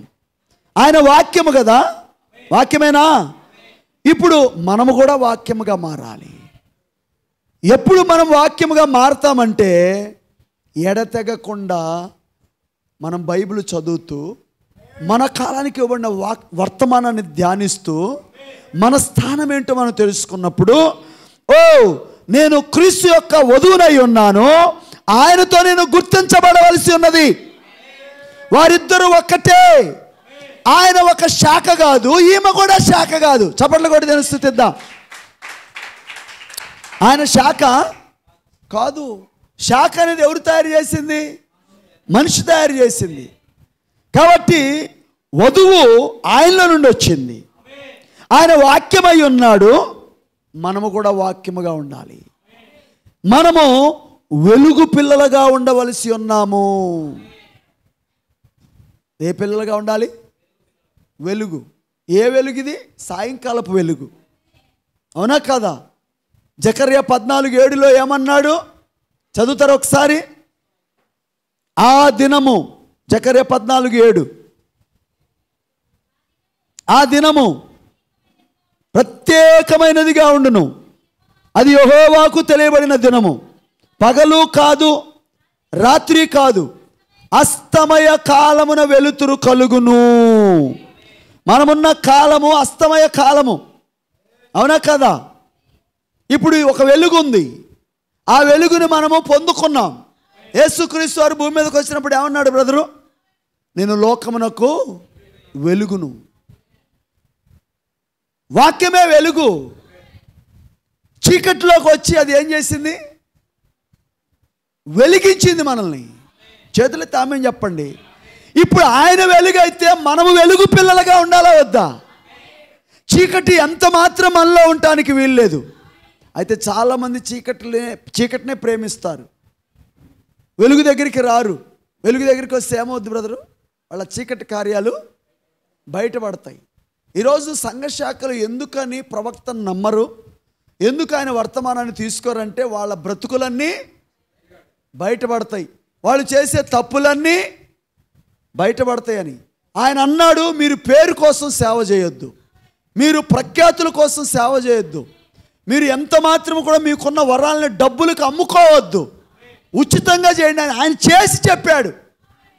ఈరోజు సంఘ శాఖలు ఏం చేస్తారో చెప్పండి? అమ్ముకుంటున్నారు, వ్యాపారం చేస్తూ ఉన్నారు. మరి ఆ వ్యాపారాలను ఆగిపోతాయి. మళ్ళీ బాప్తిసం తీసుకోవాలి యేసుక్రీస్తు నామములో, వెనక్కి రావాలి, పునాది మీదకి రావాలి. ఎక్కడ ఆగిపోయారో, ఎక్కడ పడిపోయారో, ఎక్కడ సమస్య వచ్చిందో అక్కడికే రావాలి, మొదటికే రావాలి. అర్థమవుతుందా? అయితే ఇప్పుడు మనం వెలిగించబడ్డాం. మనం ఎట్లా ఉండాలి? ఈ భూమి మీద వెలుగు పిల్లలుగా ఉండాలి. వెలుగు పిల్లలుగా ఎలా ఉండాలి? మనం వాక్యమే ఒక వెలుగు. వాక్యం వచ్చి మనల్ని ఏం చేసింది? వెలిగించింది. మనం ఎట్లు వెలుగును తెలుసుకోగలమంటే శరీరధారి అయిన వాక్యము అనగా ఆమేన్ ఆమేన్. ఇప్పుడు అబ్రహాము దగ్గరికి వాక్యం వచ్చింది, ఆయన వెలిగించబడ్డాడు, ఆయన వెలుగులో నడిచాడు. చివరిగా ఎలోహిం శరీరంలో వచ్చి వాగ్దాన కుమారునిచ్చి శరీరాలు మార్పు చెందినాయి, వాగ్దాన కుమారుని పొందుకున్నారు వాళ్ళు. అవునా కదా? వెలుగులో నడిచాడు. ఇప్పుడు ఈ కాలపు వాక్యము మన దగ్గరకు వచ్చి మనల్ని వెలిగించింది. ఈ కాలపు వాక్యము వెలుగై ఉన్నది. ఇప్పుడు బైబిల్ ఆ విధంగా చెప్తుంది. ఏమన్నారు తెలుసా? చూడండి, యేసుక్రీస్తు వారు ఈ భూమి మీదకి వచ్చిన కాలంలో ఆయన ఎవరని చెప్పాను ఇందాక? వెలుగేగా. ఆయన వెలుగై ఉండి అనేకులు వెలిగిస్తూ ఉంటే ఆయన ఏమన్నారు ప్రజలు? ఈయన బయల్జెబూబు, ఈయన దయ్యములకు నాయకుడు, ఈయన వింటున్నారా అక్రమముగా పుట్టాడు, ఇతని తల్లి అక్రమంగా ఈయన కన్నది. వారు ఆయన తెలుసుకోలేకపోయారు. ఎందుకు? వారు చీకటి సంబంధులు, వారు వెలుగు సంబంధులు కాదు, వారు చీకటిని ప్రేమిస్తున్నారు. మీరు మీ తండ్రి యొక్క అపవాది సంబంధులు అన్నాడా లేదా? వాడి దురాశలు నెరవేర్చగోరుతున్నారు మీరు. ఈరోజు అసలు వాళ్ళు అట్లా మాట్లాడుతున్నప్పుడు వాళ్ళు ఏమన్నా తెలుసా? ఆ మాట అనగానే మీరు అపవాది సంబంధం, మేము మోషే శిష్యులం అన్నారు. ఈరోజు సంఘ శాఖలు కూడా ఏమంటారు? మేము అసలు ప్రారంభం నుంచి ఉన్న సమస్త మాది, మేము మోషే శిష్యులం అన్నప్పుడు యేసయ్య ఏమన్నాడు? మీరు నిజంగా మోషే శిష్యులైతే మోషే ఏమన్నాడు? మోషే ద్వితీయోపదేశకాండం 18వ అధ్యాయంలో తర్వాత చదువుకోండి. నా వంటి ఒక ప్రవక్తను మీ సహోదరుల నుండి దేవుడు మీ కొరకు పుట్టించునని నా గురించి రాయలేదా? అంటే ఇప్పుడు వాళ్ళు కనీసం మోషేని కూడా నమ్మట్ల, కానీ చెప్పుకోవటం ఏం చెప్పుకుంటున్నారు? మోషే చెప్పిన మాట నమ్మాలి కదా, మోషేని నమ్మితే. అవునా కదా? ఇప్పుడు ఈ రోజుల్లో కూడా ఎలా ఉందంటే ఏమంటే ఈ శాఖలు, ఈ సంస్థలు, ఈ గుంపులు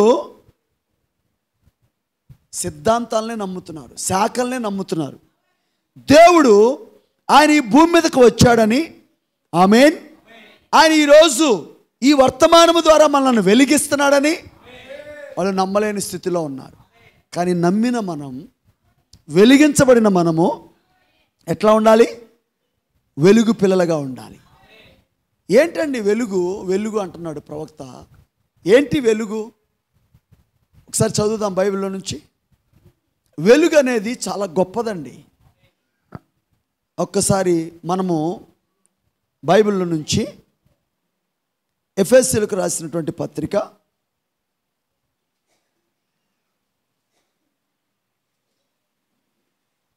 2 చోట్ల నుంచి నేను చదువుతాను,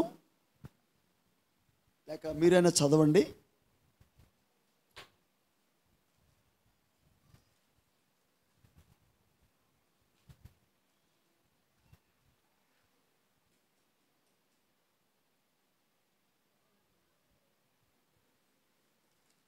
5వ అధ్యాయము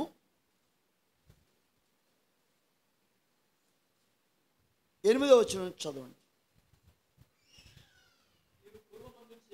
మీరు పూర్వమందు చీకటి అయి ఉంటిరి, ఇప్పుడైతే అబ్బా ప్రభువునందు, అబ్బా చప్పట్లు కూడా దేవుని స్తుతించాలనిపిస్తుంది నాకు.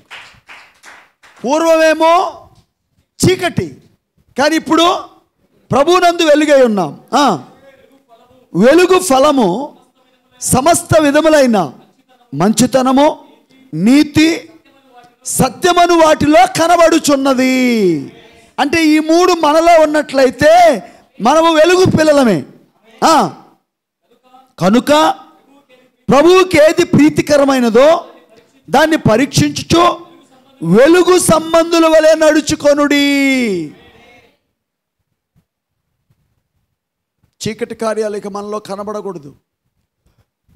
ఎంత మాత్రము కూడా అపవిత్ర కార్యాలు మనలో కనబడకూడదు. అవిశ్వాసపు కార్యాలు కనబడకూడదు. లోక కార్యాలు కనబడకూడదు. మనం వెలిగించబడిన తర్వాత మనం వెలుగు సంబంధులుగా నడుచుకోవాలి. ఎందుకంటే ఈమె ఎవరు? ఆయనలో భాగం. ఈమె ఆయనతో గుర్తించబడాలి. ఆయన వెలుగు, ఈమె వెలుగే.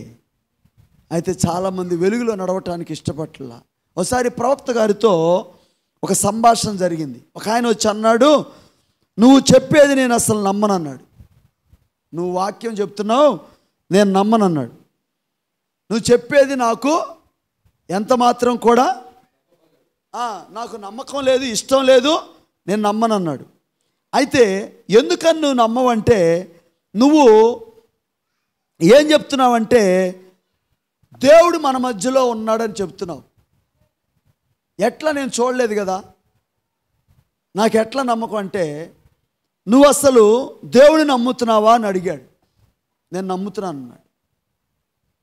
నమ్ముతున్నావు అంటే ఆయన నీ ముందున్నాడని నమ్ముతున్నావు అంటే ఏడి నాకు కనపట్లేదు అన్నాడు. సరే, ఇప్పుడు నీ చేతిలో ఏముంది? లాంతర్ ఉంది ఆయన చేతిలో. తెలుసుగా లాంతర్ అంటే? వెనకట్లో కిరోసిన్ పోసి వెలిగించి పట్టుకొని పోయేవాళ్ళు. లాంతర్ ఉంది. మీరు ఎక్కడ ఉంటున్నారండి అని అడిగాడు. అదిగో ఆ కొండ అవతల పక్క ఉంటున్నాను నేను అన్నాడు. సరే, మా ఇంటికి రండి మాట్లాడుకుందాం అన్నాడు. నేను రావాలని ఉంది కానీ నువ్వు నేను చెప్పేది నమ్మవు, నువ్వు నమ్మవు. అయితే ఇప్పుడు నీ ఇల్లు నాకు కనపట్టలేదు అన్నాడు ప్రవక్త. నీ ఇల్లు నాకు కనపట్ల. అయితే ఆయన ఏమన్నాడు తెలుసా? నేను నమ్ముతున్నాను అక్కడ ఉందని. మరి నువ్వు ఎట్లా వెళ్తావు ఈ చీకట్లు అంటే? ఇదిగో నా చేతిలో ఏముంది? లాంతర్. లాంతర్ నీకు ఇల్లు చూపిస్తుందా? అడిగాడు. చూపించదు. కానీ అతనే ఒప్పుకున్నాడు, ఈ లాంతర్ ముందు పెట్టుకొని ఆ లాంతర్ చూపించే వెలుగులో నేను నడుస్తాను. అప్పుడు నేను ఆ వెలుగు నన్ను ఏం చేస్తాంటే నా ఇంటి దగ్గరికి తీసుకొని వెళ్తుంది. ఇప్పుడు అన్నాడు, నీ చేతిలో ఉన్న వాక్యమే, వింటున్నారా, వెలుగు. నువ్వు ఆ వాక్యమును నమ్మి ప్రతిరోజు చదువు, నీకు నిత్య జీవానికి వెళ్ళే దారి ఆయన చూపిస్తాడు. సంగమ పట్టుకున్నారా? ఈరోజు ఎందుకు పాస్టర్ గారు మీరు వాక్యం చదవండి, ప్రార్థన చేయండి, మీరు చక్కగా మీరు వింటున్నారా, వర్తమానాలు చదవండి అని చెప్తుంది ఎందుకు? వెలుగు సంబంధులుగా మనం నడుచుకోవటానికి, వెలుగు పిల్లలుగా మనం నడుచుకోవటానికి వాక్యము వెలుగు గనక, ఈ కాలపు వాక్యము మనల్ని వెలిగించింది గనక. ఇంకొక రెఫరెన్స్ చదువుదామా? తెస్సలోనికైలకు రాసినటువంటి మొదటి పత్రిక 5వ అధ్యాయం.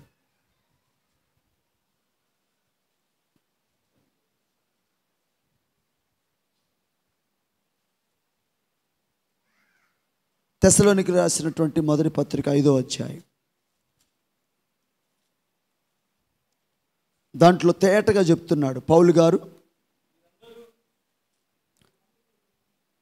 ఒక్క నిమిషం, మొదటి నుంచి చదువుదాం. సహోదరులారా, ఆ కాలములను గూర్చియో ఆ సమయములను గూర్చియో మీకు రాయనక్కర్లేదు. రాత్రివేళ దొంగ ఎలాగూ వచ్చునో అలాగే ప్రభువు దినము వచ్చునని మీకు బాగుగా తెలియను. ఓకేనా? లోకులు నెమ్మదిగా ఉన్నది, భయమేమీ లేదని చెప్పుకొనుచుండగా గర్భిణీ స్త్రీకి ప్రసవ వేదన వచ్చినట్లు వారికి ఆకస్మికముగా నాశనము తటస్థించును గనుక వారు ఎంత మాత్రమును తప్పించుకొనరు. ఎవరు? ఒక నిమిషం, ఎవరు? లోకులు అంటే ఎవరంటే ఏమండి, సిద్ధపడని వారు అనొచ్చు, వెలుగులో నడవని వారు. చూద్దాంలే, చదువుదాంలే, పోదాంలే, రండి వర్తమానంలోకి రండి, టైం ఉందిలే, నెమ్మదిగా ఉందిగా, అంతా బాగానే ఉందిగా, ఏమి ప్రాబ్లమ్స్ లేవుగా, ఏం సమస్య లేవుగా, అన్నీ గడిచిపోతూ ఉన్నాయి కదా, కాలము ప్రశాంతంగా ఏమవుతుంది? ఉదయం అవుతుంది, సాయంత్రం అవుతుంది. కావలి వాడిని ఏమడగాలంటే మనము, ఓ కావలివాడా రాత్రి ఎంత వేళైనది? కావలివాడు ఏమంటాడు? ఉదయము నగును రాత్రి యోగం నగును. అంటే దాని అర్థం చెప్తున్నాడు ప్రవక్త. ఉదయము కోసం ఎదురు చూసే వాళ్ళకి ఉదయకాలము ఉంది, రాత్రి చీకటిని ప్రేమించే వాళ్ళ కోసం చీకటి ఉంది. ఇప్పుడు మనం ఎవరం? లోకల్ ఎట్లా ఉంది అనుకున్నారంటే నెమ్మదిగా ఉంది. కానీ అకస్మాత్తుగా గర్భిణీ స్త్రీకి ఏమొస్తాయి? నొప్పులు వస్తాయి. అరే మనం అనుకోలేదే. నువ్వు అనుకునేది కాదు. అక్కడ ఏమైంది? లోపల ఉన్న శిశువు మరొక ప్రపంచంలోనికి రావటానికి అక్కడ ప్రయత్నం చేస్తున్నాడు. అందుకే ఏం పెట్టాడు దేవుడు? తల్లికి నొప్పులు అనేటువంటి ఒక విధానాన్ని పెట్టి, ప్రవక్త ఇందాక క్షమించండి, ఆ శిశువు అంటే లోపలే ఉండాలనుకుంటాడంట, బయటికి రావాలనుకుంటాడని నేను చెప్పాను కదా. అది కాదు. తల్లేమో ఇంకో ప్రపంచంలోకి నువ్వు రావాలయ్యా అంటే బిడ్డ ఏమనుకుంటాడు? నాకు బాగుందమ్మా, ఇక్కడే బాగుంది, హాయిగా, ఏ జబ్బులు లేవు, నువ్వు తింటావంటే నేను బలం పొందుకుంటున్నాను. అవునా? ఇప్పుడు చాలామంది కూడా ఎట్లా ఉన్నారు? ఈ లోకమే బాగుంది అనుకున్నారు. కానీ రోమిలకు రాసిన పత్రికలో 8వ అధ్యాయములో సృష్టి మిగుల ఆశతో తేరి చూచు కనిపెట్టుస్తుంది. ఎవరి కోసం అంటే దేవుని కుమారుల ప్రత్యక్షత కొరకు మనం మరొక ప్రపంచంలోకి వెళ్ళాలి. అందుకే ఈరోజు నొప్పులు పడుతూ ఉంది సృష్టి. ఈరోజు మనము కూడా మూలుగుతూ ఉన్నాము. మనము ఇక్కడ జీవించేటప్పుడు వెలుగు సంబంధులుగా జీవించాలి.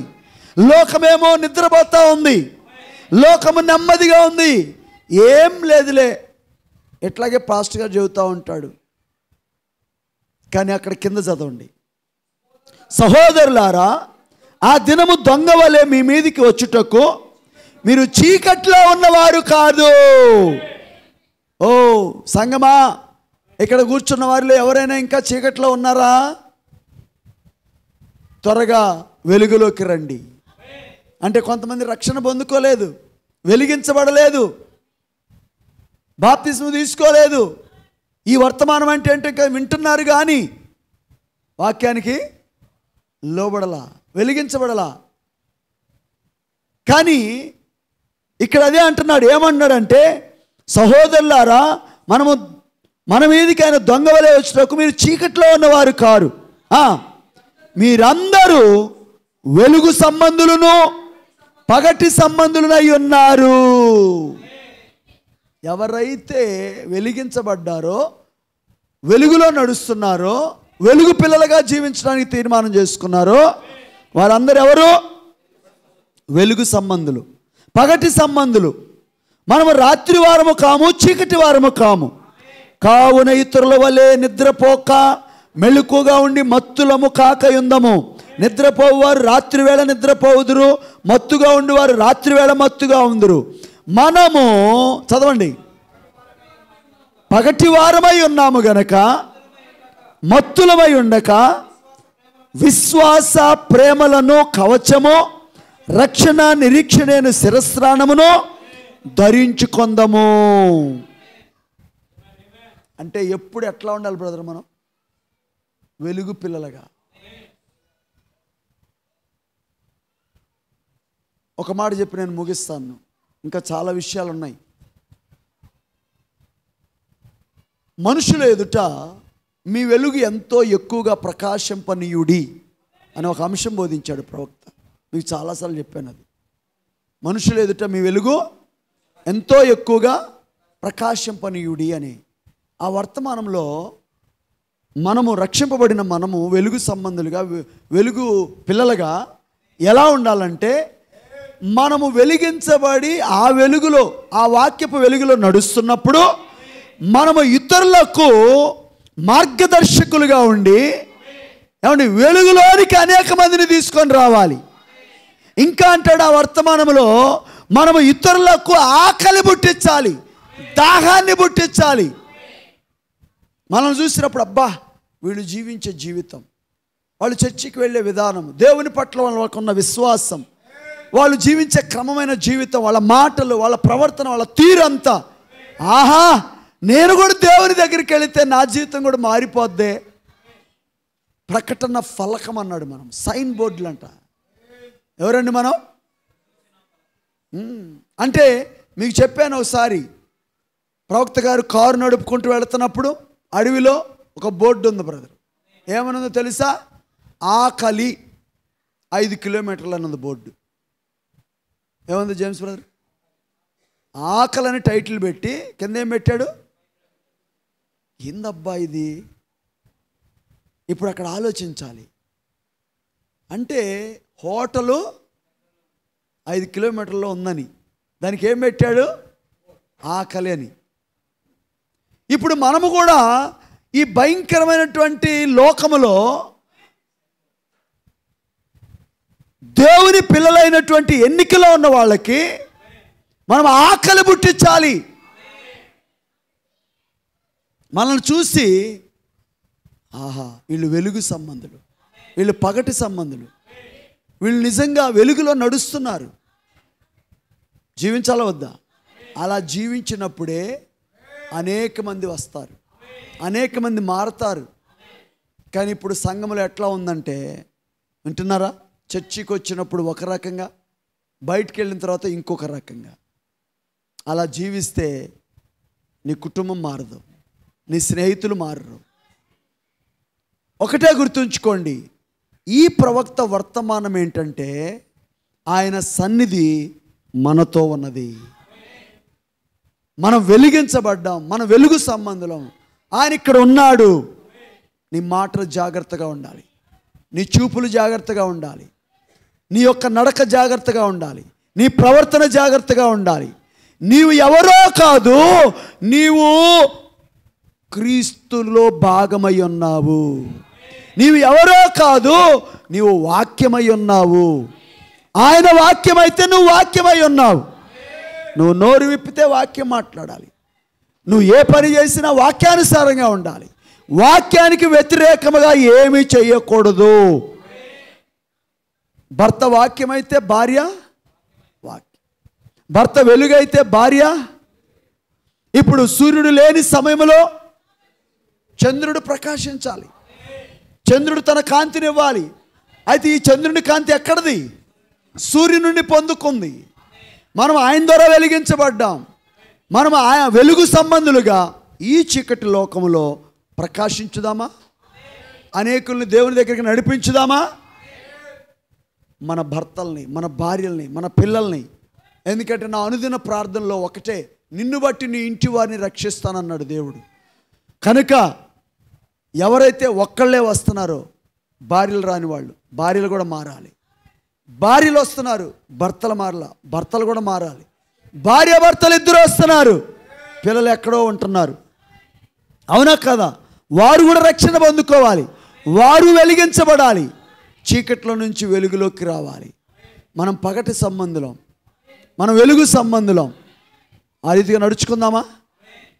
ఆయన మనలో ఉన్నాడని, మనతో ఉన్నాడని ఒక ప్రత్యక్షతతోటి, ఎంతో జాగ్రత్తతో, యథార్థవంతులుగా మనము దేవుని రాకడ కొరకు ఎదురు చూద్దాం. ఆయన మధ్య ఆకాశంలో నిశ్చయముగా కడబోర శబ్దం వినపడగానే ఏమైపోవాలి? మనం ఎత్తబాటులోకి వెళ్ళిపోవాలి. కనుక దాని కొరకు మనం అందరం సిద్ధపడదామా? దేవుడు అటువంటి కృప మీకు అందరికీ దయచేయునుగాక. అందరం లేచి నిలబడదాం. అందరం లేచి నిలబడి, ప్రభువా ప్రకటన 10 బలిష్ఠుడైన దూతగా నువ్వు దిగి వచ్చావు నాయన. ప్రకటన 7కి నాయన పుస్తకం ఇచ్చావు నాయన. ఎందుకంటే నాయన పెండ్లి కుమార్తెకు ఈ మర్మములన్నీ బయలుపరచబడాలి. అవును,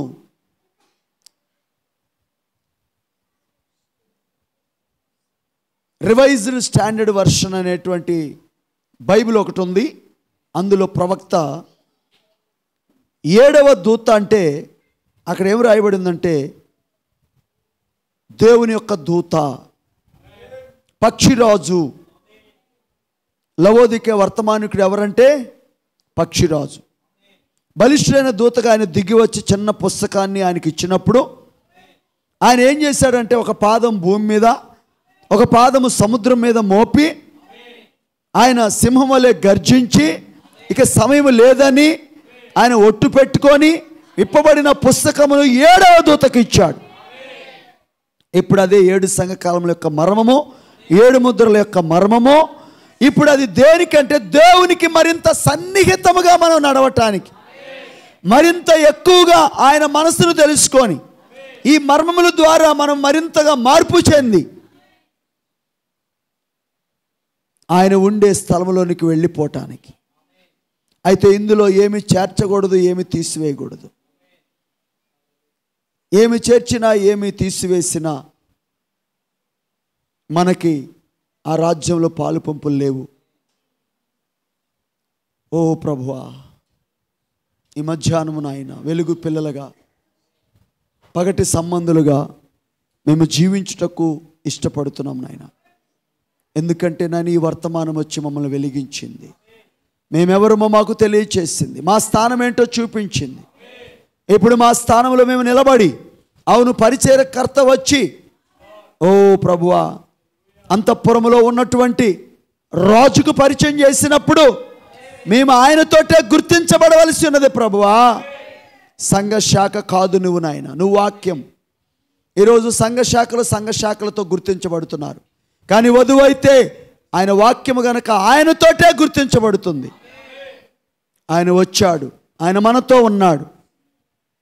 మనమందరము కూడా ఆ రీతిగా దేవుని మహిమపరుస్తూ ఉండగా, ఓ ప్రభువా ఈ భూమి మీద మేము జీవించే జీవితము అయా అనేకులకు ఆకలి పుట్టించాలి నాయన, అనేకులను దాహాన్ని కలిగించాలి ప్రభు, అనేకులను మా ప్రభు వెలుగు సంబంధులుగా నాయన మేము నడిపించాలి ప్రభువా, మేము వెలుగులో నడవాలి ప్రభు అని ఆ రీతిగా దేవుని స్తుతిస్తూ ఒక తీర్మానం చేసుకొని చూడగా ఒక వచనాన్ని పాడి దేవుని ఆరాధిద్దామా? మనుష్య కుమారునిగా నాకై నీవు ప్రత్యక్షమయ్యావే, శరీరమయ్యావే, ప్రత్యక్షమయ్యావే, శరీరమయ్యావే.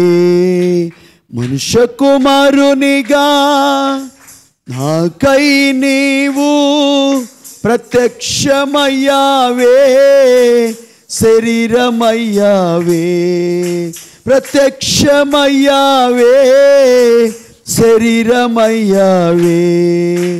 యేసయ్యా యేసయ్యా యేసయ్యా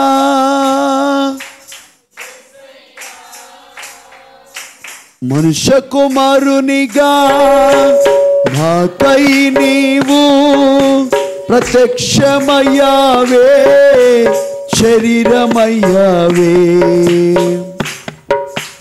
63లో నీవు చిన్న పుస్తకముతో బలిష్ఠుడైన దూతగా దిగి వచ్చావే, కొలువయ్యావే, మాలో కొలువయ్యావే. 63లో నీవు చిన్న పుస్తకముతో బలిష్ఠుడైన దూతగా దిగి వచ్చావే, కొలువయ్యావే, అయ్యా కొలువయ్యావే. మనుష్య కుమారునిగా నాకై నీవు ప్రత్యక్షమయ్యావే, శరీరమయ్యావే, ప్రత్యక్షమయ్యావే.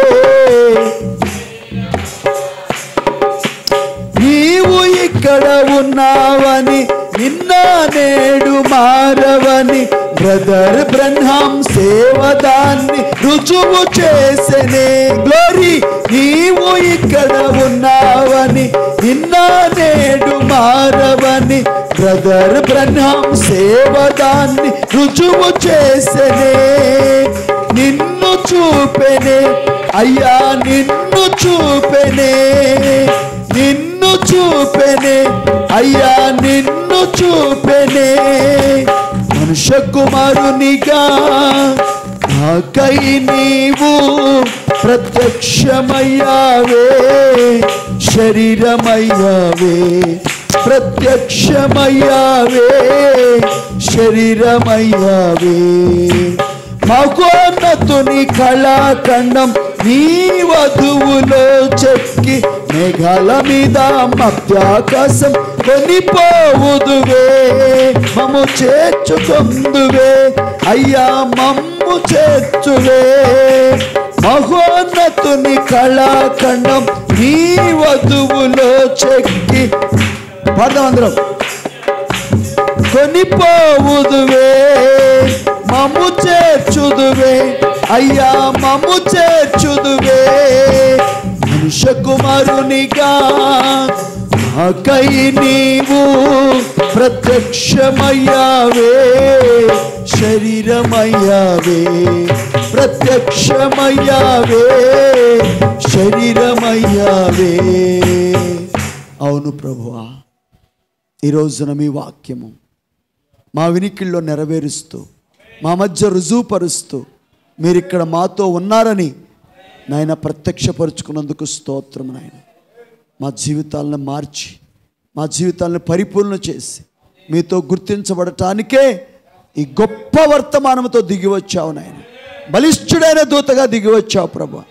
అందుకే మీకు స్తోత్రం ప్రభు అని. ఆ రీతిగా మనమందరము కూడా దేవుని స్తుతిస్తూ ఉండగా చివరి ప్రార్థన చేసుకుందాం. అందరూ కూడా తల్లు వంచి కళ్ళు మూసుకొని ఉండగా ఈ సమయంలో మన మధ్యలో ఉన్న సహోదరుడు దానియేలు బ్రదర్ వచ్చి ప్రార్థన చేస్తూ ఉండగా మనమందరం ఏకీభవించు. Praise the lord. మహాపరిశుద్ధుడు అయిన మా తండ్రి, ప్రేమ కలిగిన మా దేవా, నీ పరిశుద్ధమైన నామానికి తండ్రి స్తోత్రములు మా దేవా. నిజముగా నాయన ఆ 1963లో మా తండ్రి ఆ బలిష్ఠుడైన దూతగా మా కొరకు దిగివచ్చి ప్రభువా, ఓ ప్రభువా, ఈ యొక్క లేఖనము మీ వినికిడిలో నెరవేరినదని మా తండ్రి నిజముగా మా ప్రభ మా యొక్క స్థానం ఏమిటో మీరు మాకు తెలియపరిచారు తండ్రి. ఓ దేవా, ప్రకటన గ్రంథములో ఉన్నటువంటి ఓ ప్రభువా ఆ యొక్క 10వ అధ్యాయంలో నాయన నిజముగా 8 నుంచి దేవా ఓ నా తండ్రి ఆ యొక్క 11 వరకు మా యొక్క లేఖనమై ఉన్నదని మా తండ్రి. ఓ ప్రభువా, నిజముగా నాయన ఈ వధువుకు ఆ యొక్క చిన్న పుస్తకమును విప్పి మా తండ్రి, ఓ ప్రభువా, చిన్న పుస్తకములో భాగమైనటువంటి మమ్ములను తండ్రి, ఓ మా స్థానం ఏమిటో మీరు మాకు తెలియపరిచి నాయన, ఓ యొక్క వధువు మా తండ్రి, ఓ దేవ ఈ రాజులను గురించి యాజకులను గురించి మరలా ప్రవచింపని అవసరమని మా తండ్రి, ఓ దేవ మీరు మాకు ఆ 7వ దూత ద్వారా నాయన మీరు మాకు బయలుపరిచిన కార్యములను బట్టి స్తోత్రములు దేవా. అయా మీకు స్తోత్రములు తండ్రి. ఓ ముద్రించినటువంటి వారిని ప్రభువా మీరు నిజముగా చివరి కాలములో పిలుస్తున్నారు నాయన. ఓ మీకు స్తోత్రములు చెల్లిస్తున్నాము తండ్రి, మీకే మహిమ చెల్లిస్తున్నాము ప్రభువా. ఆ 7 బోరలలో దాగి ఉన్న మర్మములన్నిటినీ మా తండ్రి ఓ మీరు మాకు తెలియపరుస్తున్న విధానమును బట్టి తండ్రి, ఓ మేము ఏమై ఉన్నామో మా ప్రభువా నిజమే దేవా ఆ యొక్క రాజుని ప్రభువా పరిచయము చేయటకు నా తండ్రి, ఓ దేవా ఆ యొక్క నిజముగా మా ప్రభువా పెండ్లి కుమారుని పరిచయం చేయటకు నాయన, ఓ ఇదిగో పెండ్లి కుమారుడని మా ప్రభువా మా ప్రవక్త చెప్పి ఉన్నాడు తండ్రి. ఓ నిజముగా యోహాను అయితే బాప్తిస్మిచ్చి యోహాను అయితే ఇదిగో లోక పాపములు మోసుకొని పోవచ్చిన దేవుని గొర్రెపిల్ల అని, ఓ ఈ యొక్క యోహాను అయితే మా తండ్రి ఈ కాలపు ప్రవక్త అయితే మా తండ్రి ఇదిగో పెండ్లి కుమారుడని మా ప్రభువా ఓ మీకు స్తోత్రములు చెల్లిస్తున్నాము నాయన. అది నిజముగా బుద్ధి లేని కన్యకలు వారు చూడలేదు కానీ ప్రభువా ఓ ఈ బుద్ధి కలిగిన కన్యకలకు మా ప్రభువా ఈ దివిటీలలో నూనెను సిద్ధపరుచుకున్నటకు మా తండ్రి, ఓ నూనెను కలిగి మా ప్రభువా ఆ ప్రార్థనా జీవితము మరలా పునరుద్ధరించబడుటకు నా తండ్రి, ఓ ఆరిపోయినటువంటి ఆ వెలుగును ప్రభువా మరలా ఇతరులకు ప్రసరింపజేయుటకు మా తండ్రి, ఓ నీ వధువుగా పిలుచుకున్నందుకు స్తోత్రములు నాయన. ఓ ప్రభువా నిజముగా మా తండ్రి ఓ దేవ ఎత్తబాటు జరిగిన తరువాత బాప్తిస్మము కార్యక్రమాలు జరుగుతూనే ఉంటాయని, ఓ ప్రభు అయితే అది సంఘశాఖలకు ప్రభువా ఈ యొక్క ఎత్తబాటు వారు గుర్తించలేరని మా ప్రభువా నిజముగా మీకు స్తోత్రములు చెల్లిస్తున్నాము నాయన. మమ్మలను పగటి సంబంధులుగా ఉంచినందుకు స్తోత్రములు ప్రభువా. ఓ మేము చీకటి సంబంధులము కామని మా తండ్రి. ఓ మేము నిజముగా నా తండ్రి, ఓ దేవ మేము మెలుకొని ప్రభువా ఆ నిద్రమత్తుని విడిచిపెట్టి మా ప్రభువా నిజముగా మా తండ్రి మేము ఏమై ఉన్నామో మా స్థానం ఏమిటో మేము నిజముగా గుర్తెరుగులాగునా మీరే ప్రతి ఒక్కరికి నీ వ్యక్తిగత బయలుపాటునివ్వండి ప్రభువా. ఎందుకంటే నా సంఘమును ప్రభువా ప్రత్యక్షత అనే బండపైన కడతానని చెప్పారు దేవా. ఆ ప్రత్యక్షత ఎదుట ప్రభువా పాతాళలోక ద్వారం నిలవనేరవని మా ప్రభువా, ఎటువంటి దయపు శక్తులు దాని ఎదుట నిలవనేరవని ప్రభువా. ఓ సహాయమును దయచేయండి అయా. నిజముగా వారి యొక్క స్థానం ఏమిటో వారు గుర్తించులాగున తండ్రి, వారి మనోనేత్రములను మీరు తెరవండి నాయన. ఓ మీరు కృప చూపండి తండ్రి. ఓ ప్రభువా మీకు స్తోత్రములు చెల్లిస్తున్నాము. ఈ యొక్క సమయంలో మా ప్రభువా మీరు ఇంతవరకు కూడా నిలబెట్టుకొని సేవకుల్లో మీరు మరుగుపరుచుకొని తండ్రి, మీరు మాట్లాడిన ప్రతి మాట కూడా ప్రభువా అది మాలో దేవా నిజముగా నిజ రూపము దాల్చుటకు నాయన ఓ సహాయమును దయచేయండి తండ్రి. ఓ కృప చూపండి మా ప్రభువా, మీకే మహిమ చెల్లిస్తున్నాము. మా ప్రవక్త విలియం బ్రహ్నాములు మీరు మరుగుపరుచుకొని తండ్రి, ఓ ఎటువంటి గొప్ప కార్యములు చేశాడో నాయన. ఆ 3వ ఈడుపు పరిచర్యలో మా ప్రభువా ఓ ఎంతోమంది స్వస్థ పొందుకున్నారు నాయన. ఓ ప్రభువా అటువంటి నాయన కార్యము మరలా నీ వధువుతో జరిగిస్తానని చెప్పారు తండ్రి. సహాయమును దయచేయమని అటువంటి స్థితిలోనికి మమ్మల్ని తీసుకురమ్మని తండ్రి, మీకే మహిమ ఘనత ప్రభావంలో చెల్లిస్తూ మా మధ్యలో ఎవరైనా అనారోగ్యము గలవారు ఉన్నట్లయితే తండ్రి వారిని మీరు స్వస్థపరిచారనే విశ్వాసమును దయచేయండి. ఎందుకంటే వాక్యము విరబడుతున్నప్పుడే దేవా వారిలో ఒక విశ్వాసము కలుగుతుందని మా ప్రభువా ఓ మీరే సహాయమును దయచేయండి అయా. ఇంకెవరైతే రక్షింపబడకుండా నాయన చీకటిలోనే ప్రవేశిస్తున్నారో నడుస్తూ ఉన్నారో దేవా వారికి ఈ వెలుగును దేవా మీరు అనుగ్రహించమని ప్రార్థిస్తున్నాము తండ్రి. ఆ చీకటి కార్యాలన్నింటిని కూడా విడిచిపెట్టి నాయన ఓ నీతి సూడినటువంటి వెలుగును ప్రభువా ఆ వెలుగును వారు సంధించులాగున సహాయమును దయచేయండి. ఓ వారి చీకటి కార్యములన్నీ కూడా విడిచిపెట్టి మా ప్రభువా ఆ వెలుగులో నడుచులాగున వారి మనోనేత్రములను మీరు తెరవండి ప్రభువా. ఓ నిజముగా సహోదరుడికి ప్రభువా ఆ వెలుగును మీరు చేతిలో పెట్టి ప్రభువా నిజంగా ఈ యొక్క వెలుగే నాకు త్రోవకు మార్గమైనదని మా ప్రభువా, మీ వాక్యమే మాకు వెలుగైనది ప్రభువా. ఆ వెలుగులో వారిని నడిపించండి తండ్రి, మీరే సహాయమును దయచేయండి. మా జీవితములో కూడా ప్రభువా ఆ యొక్క చీకటి నుంచి ఓ దేవ అంధకార చీకటి నుంచి మా ప్రభువా మీరు మాకు వెలుగును కలిగించినందుకు స్తోత్రములు నాయన. ఓ ఇంకను ముందుకు మమ్మల్ని నడిపించమని తండ్రి మీకే మహిమ చెల్లిస్తూ ఈ సమయం అంతటినీ కూడా దేవా మీరే నడిపించినందుకు మీకే మహిమ ఘనత ప్రభావములను చెల్లిస్తూ మా ప్రభు అయిన యేసుక్రీస్తును నీ నామములో ప్రార్థిస్తున్నాము తండ్రి, ఆమేన్.